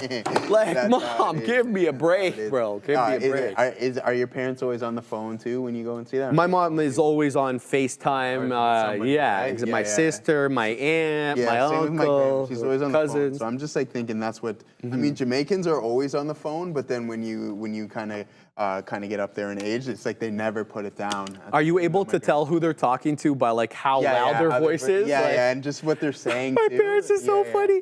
It's like they still remember the old days of long distance calls when you had to yell on the phone. That's Mom, crazy. it doesn't work like that anymore. You don't need like to that. yell, That's right? crazy. Like, it's so I was alive I was born, I guess, in the era where there was still no area codes. So I had the 7 digit, right? Remember that? We didn't have to dial 416 and 905. Remember they gave the rulers? The rulers. Do you remember the I don't remember rulers? that. Yeah, they gave us rulers, and there were 416, 905 rulers, so we wouldn't forget the area code. Oh, really? Yeah, it was grade 6. I never got that. Yeah, I remember just living in the old place there, and you'd only have to type in 7 digits. Am I sure they're yelling? Yeah, because they're losing their hearing. Why do you say stupid shit for? Like, you're an idiot. I don't get it. No, it's because they're not yelling all the time. They're yelling because they're on the phone and they're excited. I shouldn't read dumbass comments because it ends up flipping my mood. But anyway, let's get back into the market over here. Good luck continuing here for our friends at NACA, because NAKA is still trading much near the highs, right around that $19 area. It still has support at that 20 exponential moving average. So I'm going to keep my eye on this one. If this one starts putting in higher highs and higher lows above 19.5, I am all game for NAKA, looking to take this bad boy through 20, which is in fact the current high of the day right now. So up 65%. This one continued to give us multiple trades. I started negative on this bad boy, but we are very much positive now on it. 444 on the day. I was able to get out of some trouble on XTIA as well as NAKA. NAKA was the biggest loser I had, but we were able to make some money up on this trade here into that $20 area. So I'll keep my eye on that level. Oklo as well continues to be a decent trade at these levels right now. It's looking at really clearing that 67 high break. Now, why I wasn't interested in trading Oklo was because of this downward channel here. Now it's kind of found this other upward channel, I want to say. So we were talking about downward channel. Now we've got umpteen amount of higher lows, at least on the 5 since about 12:30. That's going on an hour. We do have, though, resistance at 67 bucks. So that will be my focus right now on OKLO going into the afternoon. If I can get something on this one. It's a bit more expensive, though, so you're going to need to really account for that before weaseling into that one. Let me just throw that back there. So that's what I'm looking at right now, guys. Let me know what you're looking at. Tag me with some interesting stuff. Otherwise, we're just going to keep our eye on these small cap gappers, Joseph. Absolutely. All right, guys. Yeah, so we've gone over a lot of material here today, just referring to open interest, expected moves here coming in with Oracle. If there's any specific name that you guys want me to go over, then just put it in the chat. We'll do so. I'll just talk about Bitcoin right now and then kind of the potential setups that I see coming in the future. I mean, just it's a long thing. I think you want to be long this name for the foreseeable future. That is it. Michael Saylor, he's going to be continuously buying this up. You see mass adoption starting to take place from an institutional standpoint. I mean, coming with the ETFs, etc. And then I was telling Sharif, Pakistan also starting a Bitcoin reserve, and multiple countries are as well. So yeah, remember I told you? I forgot about that. Yeah, That's actually a good look, man. So yeah, they're starting something over there as well too. So yeah, again, once that snowball effect starts happening, then it's going to obviously increase the price. There's a finite amount. Only about 450 are available. Actually, fresh Bitcoin are available for sale per day. So, and Michael Saylor seems to be the individual who's buying those up. Honestly, right? He's buying everything. Yeah, he's buying it all there. All right, so let's see what we got there. Can you please check HIMS for a long term? And do I think SHOP is a continuation buy? Yeah, sure. Let's take a look at SHOP and HIMS, and then we'll go over some other names as well too. So we'll go over something that we don't always, and we'll start with SHOP, and then we'll go over HIMS. So Shopify, how do we? Oh wow, okay. Shout out to Hit the O Canada there. Oh, absolutely. Yeah. So a good look here in Shopify, guys. Looking relatively strong here. And then there we go, a big time break. So when we're talking about the Nasdaq only being 1% off the all-time highs, Liberation Day lows, we're up 67% here on Shopify. Percentage metric here, give me 1 second, bear with me 1 second. We're only 10% off of those all-time highs there in Shopify. You might get that continuation. Now we'll take a look at HIMS, but first, let's cover what we gotta cover. All right, guys, new traders, listen up. The first month, it's absolutely free. That's right. We're waiving the fees so you can trade smarter, not harder, all by upgrading to that elite experience where you'll be able to analyze, you'll be able to strategize, and then hopefully after that, you'll capitalize on their platform that has everything. It's got infinite data. It's got instant trading, lightning fast market insights, and game-changing charts. You can also predict a lot better with their backtesting tool. You get reliable, real-time data, global markets literally at the tips of your finger. It's an all-in-one platform, so do not miss out. Execute your best trades now, ready, and only if you're ready to elevate your trading. Scan that QR code or check the link in the description. Shout out to the great folks there at Signal. Nice, I told Sadiq there that I'll have a look at HIMS. Okay, I just had HIMS up as well. You did. So something in the chat, Good, there. Good, so good. You know what? You go technical. Sure. I'll go chain. Absolutely. So yeah, it's smart there. I like that. Let's look at HIMS. What do we got here, guys? So I'm going to start on the daily. So HIMS, very much what I perceive to be a bull flag pattern. It's clearly holding up on the 20 EMA for whatever reason on the daily. You can see the umpteen amount of defense that it has at that yellow line. That won't be by accident. I do like the higher low, marginally higher low. It feels like it could be a flat top break through that 60 buck area, but we've got multiple resistance levels to clear. Even if we do get that 60 break, we've got that 67.5, maybe 65 area, which is resistance. We also have that topping tail, multiple topping tails into 70. So it's a fantastic look on HIMS, not gonna lie, but we do have areas of resistance from the top side. That's on the daily. Let's have a look at intraday over here.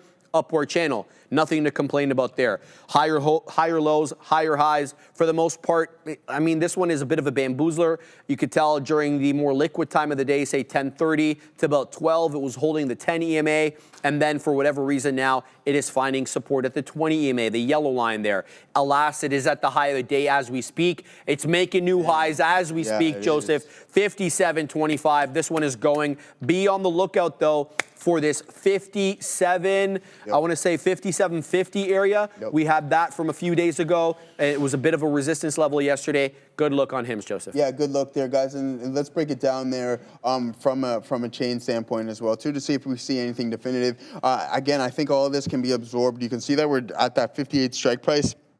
6,500 contracts currently open. I would be looking for somewhat of a rejection or maybe an attraction towards that 60 strike price as well too. So 58,000, we got 6,500, and then we have a little bit more there at that 60 strike price. And then you can see from an intraday, from a weekly standpoint, I believe it was yesterday or the session before we ran into that 57 level, and then we rejected it. Why did we run into 57 and reject that? Well, there you go. You can see that at 58, you have 6,500, and then now just a couple strikes above that, you have 9,000. 1,400 at that 60 strike price. So just keep an eye out on that. If you're looking for the appreciation, see if those contracts roll over and if there's any substantial size left at those certain strike prices right there, guys, or if it's been lifted. And I think that's really important to be able to identify in an options chain is where's the concentration of OI and is it being lifted or decreased through each expiration cycle? Dara, what do you got for us?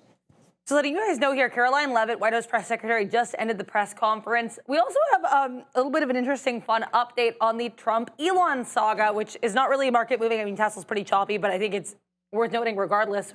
We know that Elon Musk posted his message of regret yesterday. Now, New York Times reporting that apparently Elon and Trump privately spoke ahead of this message. So it looks like these two might have been more in communication than we necessarily, I guess, saw. We know that they had this public falling out, but it looks like apparently they spoke privately prior to Elon Musk coming out and posting this message of apology. So interesting stuff here from the New York Times.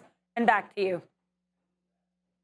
So hold on, that's soft. That's soft stuff right there. I'm showing Joseph my my video here.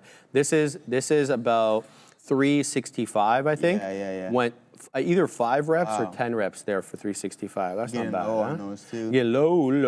You got to, bro. No rep. You know how they do in CrossFit, bro. You'll get no repped. You'll get that no rep. Yeah. Did you ever get into the CrossFit pull-ups? Yeah, the butterfly pull-ups you're talking about? Yeah, you have to. Because a lot of the competition is timed. You're going to do them singles. It's gonna get. I haven't done them in a hot minute, though. Can you do Can you walk a handstand walk? Yeah.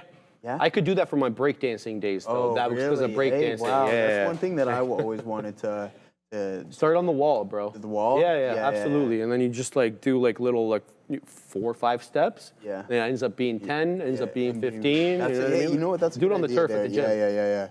Yeah, I'm gonna do that actually. I'm gonna start doing that. Wait, Charlie, you're killing me, bro. No, seriously. Today is lower body day, but we're gonna throw in some cleans. Nice. Just to kind of keep the upper body engaged. The gym at the Cardinals finally opened, so I'm gonna go and check that out. Yeah. So I'm nice. gonna go and check that out. You don't have to do calisthenics park, but calisthenics park's where it's at anyway. It is right now because it's warm, right? So yeah, actually, no, you convinced me. I might go outside. You know me, kidding I'm me, outside bro. people. So yeah, we'll go maybe there. Sunday. So I hit what I do. I did 8K 2 weeks ago. Yeah. So on a Friday, my buddy and I, we went to Woodbine, hit 8K. So Sunday, hopefully we do 10. Okay. And then the 2 weeks after that, Where did Woodbine? do 12. Woodbine. That's what's the intersection? What is that? Beaches. Beaches. Oh, Beaches, okay. yeah. So that's east. That's a little bit east. It's east, yeah, but it's super. It's downtown. What was your time? I can find out right now. Probably not very good, but I'll tell you exactly what it is right now. Yeah, I'm not the best runner out there. Just full disclosure. Because of my weight. But here we go. Let's go sessions, and we're going to weasel on back. It's going to take a minute. We can go just running, right? That way I can just, yeah, there it is, running. So I did 8K in 53 minutes. It's not the best. That's all right. It's not too bad. Yeah, that's good. I should be able to do, as I get later into the season, I should be able to do 10K in about 55 minutes. So I should be able to 5 minute 50-second kilometer. That's not too bad. I can look at some of my runs from last year. I can't convert that to miles for my. I said I can't convert that to miles for our American. Well, here it is. So this one, 10K an hour exact, 101.27. Not too bad, right? Yeah. I'm not the best runner. Where I had the most trouble was CrossFit when you did lifts, and then you were forced to run. That I found to be super hard. Yeah. So elevated my heart rate. So for me, workout first. So if I really wanted to exhaust my body, run then work out. Absolutely. Yeah. Absolutely. But it's easier to work out and then run, in my opinion. Okay. For me. I've never done them separately. Because CrossFit, they're always mixing them in together, right? Yeah. So that's what it is, baby. Artemis, I can do 5K in 24 minutes. That's fantastic time for 5K, good. Artemis. Are you talking about 5 kilometers, right? Yeah. When the Americans say 5K, do they actually mean 5 kilometers or 5 miles? Well, I would think K, hopefully. I'm assuming it's 5 kilometers. But I don't hear, the Americans here, I say I run a 3-minute mile or a 4-minute mile. That's what I hear as well, right? I never heard them have the kilometer reference. I told you about the lady that I met at dog training. We were having a conversation, and she's like, I walk my dog every day for 3.5 miles. And I'm like, you're American, aren't you? She's like, I don't even really know what you guys use. I'm like, it's all right. We'll call it 3 miles. That's about 5 and a bit, maybe kilometers or something like that. But It's kilometers. Shout out to Michelle.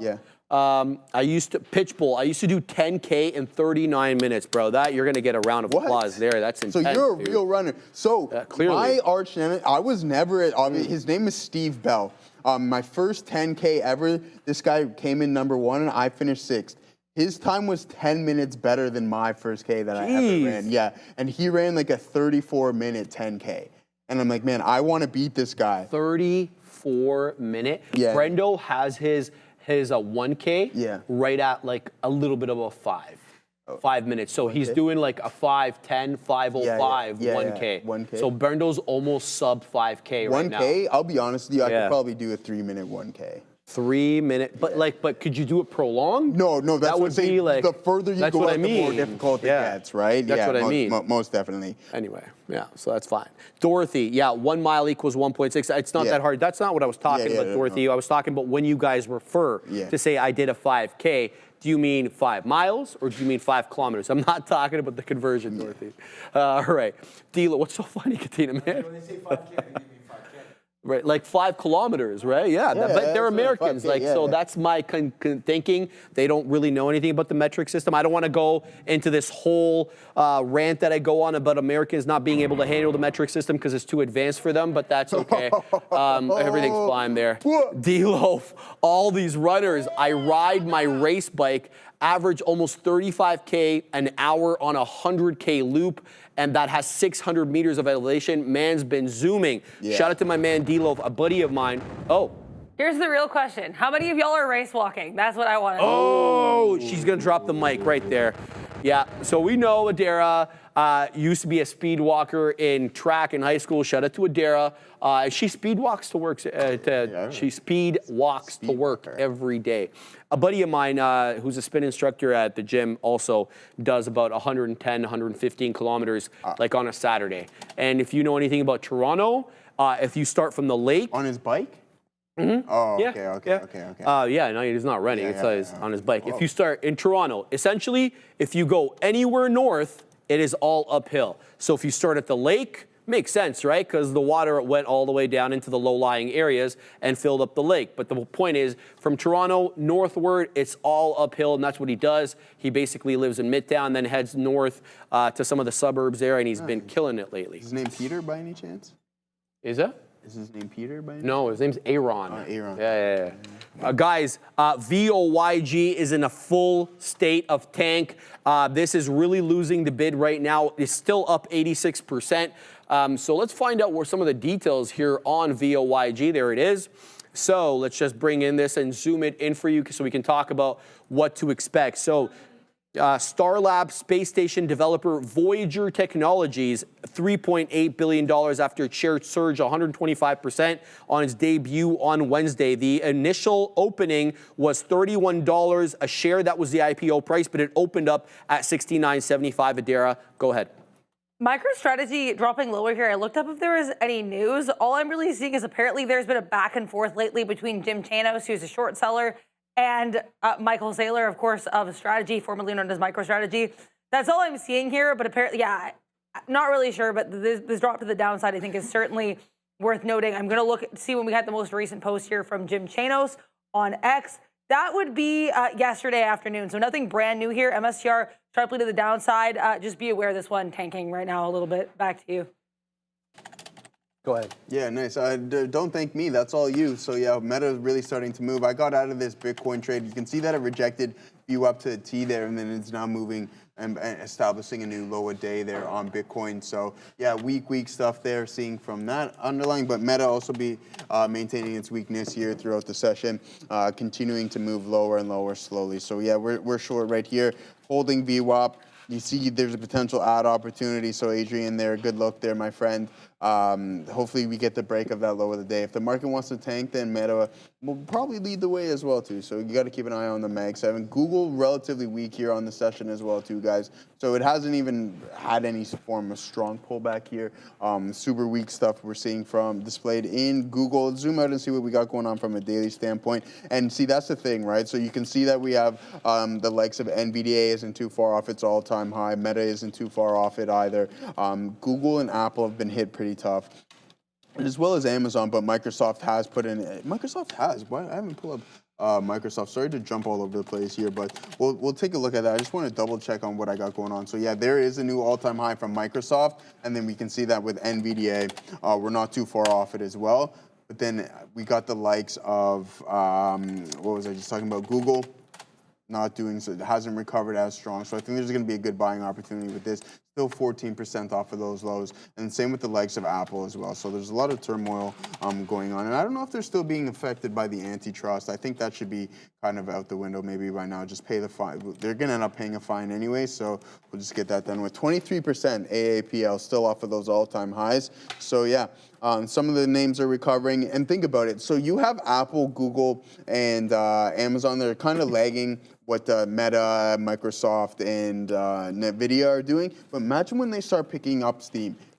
The Nasdaq is already the best performing moving average, right? The indice that we're seeing right now in the past couple of months. So if Apple and Google really start to get the ball rolling, it can send the market into an all-time high and then north of that. So look for these names to eventually catch up. Some positive catalysts coming in the likes of Apple. We know that they're really affected by the likes of tariffs, but again, that's starting to cool off as well too. They're moving their supply chain. They're starting to manufacture elsewhere. I believe they're going to look to move about around 50% of iPhone productions to India in the next couple of years.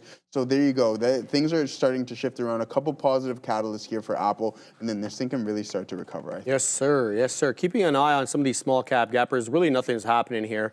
There's really nothing that's running to my liking. I'm keeping an eye on the scanner up top, and there's really nothing coming in midday. I mean, you have some of these ones holding up on nice technical levels like MFI, still putting an upward channel above the volume weighted average price, NAKA as well, continuing to hang about 19, but it's off that high of 20, and now you're kind of getting a bit of almost a cross where the 10 is about to cross down on the 20, so it's kind of losing a little bit there. So I'm not really interested in any of these trades right now. I'm not going to trade for the sake of trading. I see JEM trying to work its way above the volume weighted average price.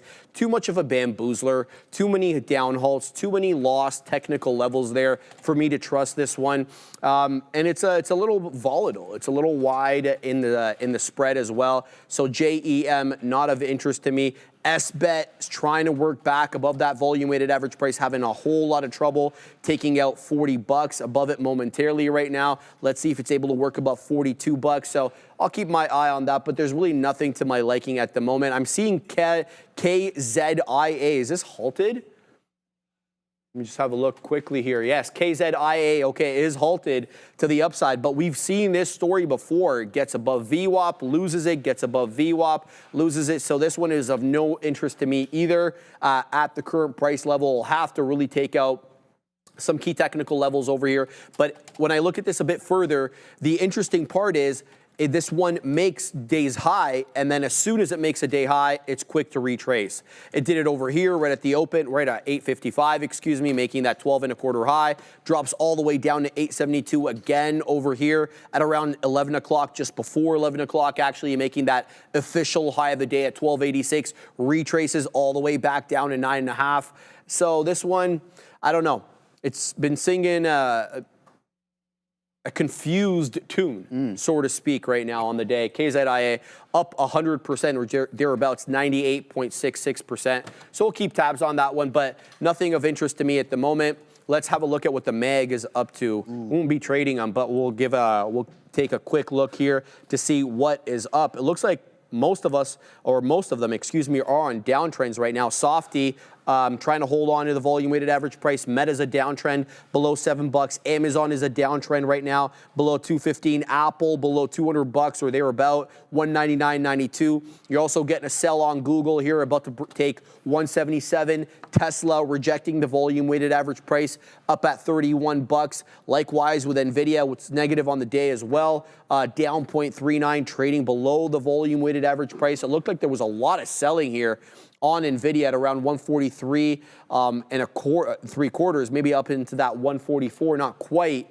And that is it. Really, everything down into the right except for Microsoft. Microsoft setting up as a possible double top, but Softy's been super strong lately, especially since making all-time highs. Yeah, especially making those all-time highs. The only out of the big three that you and I talked about this to beat on cloud growth. So that was very interesting stuff. It is, It was only like a percentage or two that it beat, but still a good look there. Now, what I was going to ask you, why isn't Broadcom a part of the Meg 7? Why isn't Broadcom? Because they're 7. It's not broad enough, right? It's part of the Meg 10. But what do you mean? If we're referring to the Meg 7, it's not broad enough. But I mean, it has a higher market capitalization than Tesla. So why isn't it? It's literally the 7th largest. I don't know. So we got to talk to some. We got to talk to the people. I think Tesla is obviously below the market cap right now of AVGO. But if you were to ask me who has more potential upside, I think it's Tesla above Broadcom. 100%. Okay. I take that 5 times. I'm just saying because Broadcom is literally the 7th largest. Well, it's not that much bigger. It's 1.1. Like say 1.19. So right? That's what it is right now. AVGO 1.19. Tesla is at 1.057.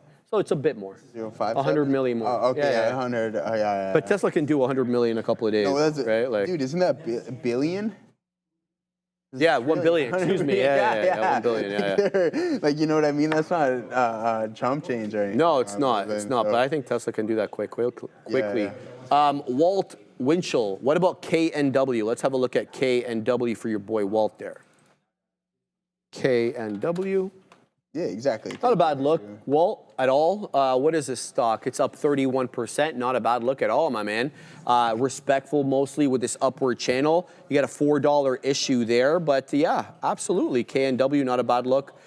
Keep an eye on this one. Not much time left on the show, but thanks for that, Walt. If you guys are interested, KNW has a nice little upward channel there. Maybe some issues with $4, but I'd say maybe the money fills here in between the 10 and 20 moving average. Sharam Hassas. Hi, Sharif. Can you please look at VTAC? Let's look at VTAK for our man there, Sharam. All right, what is this, brother? We got, what is this stock over here? It's up 192% on the day.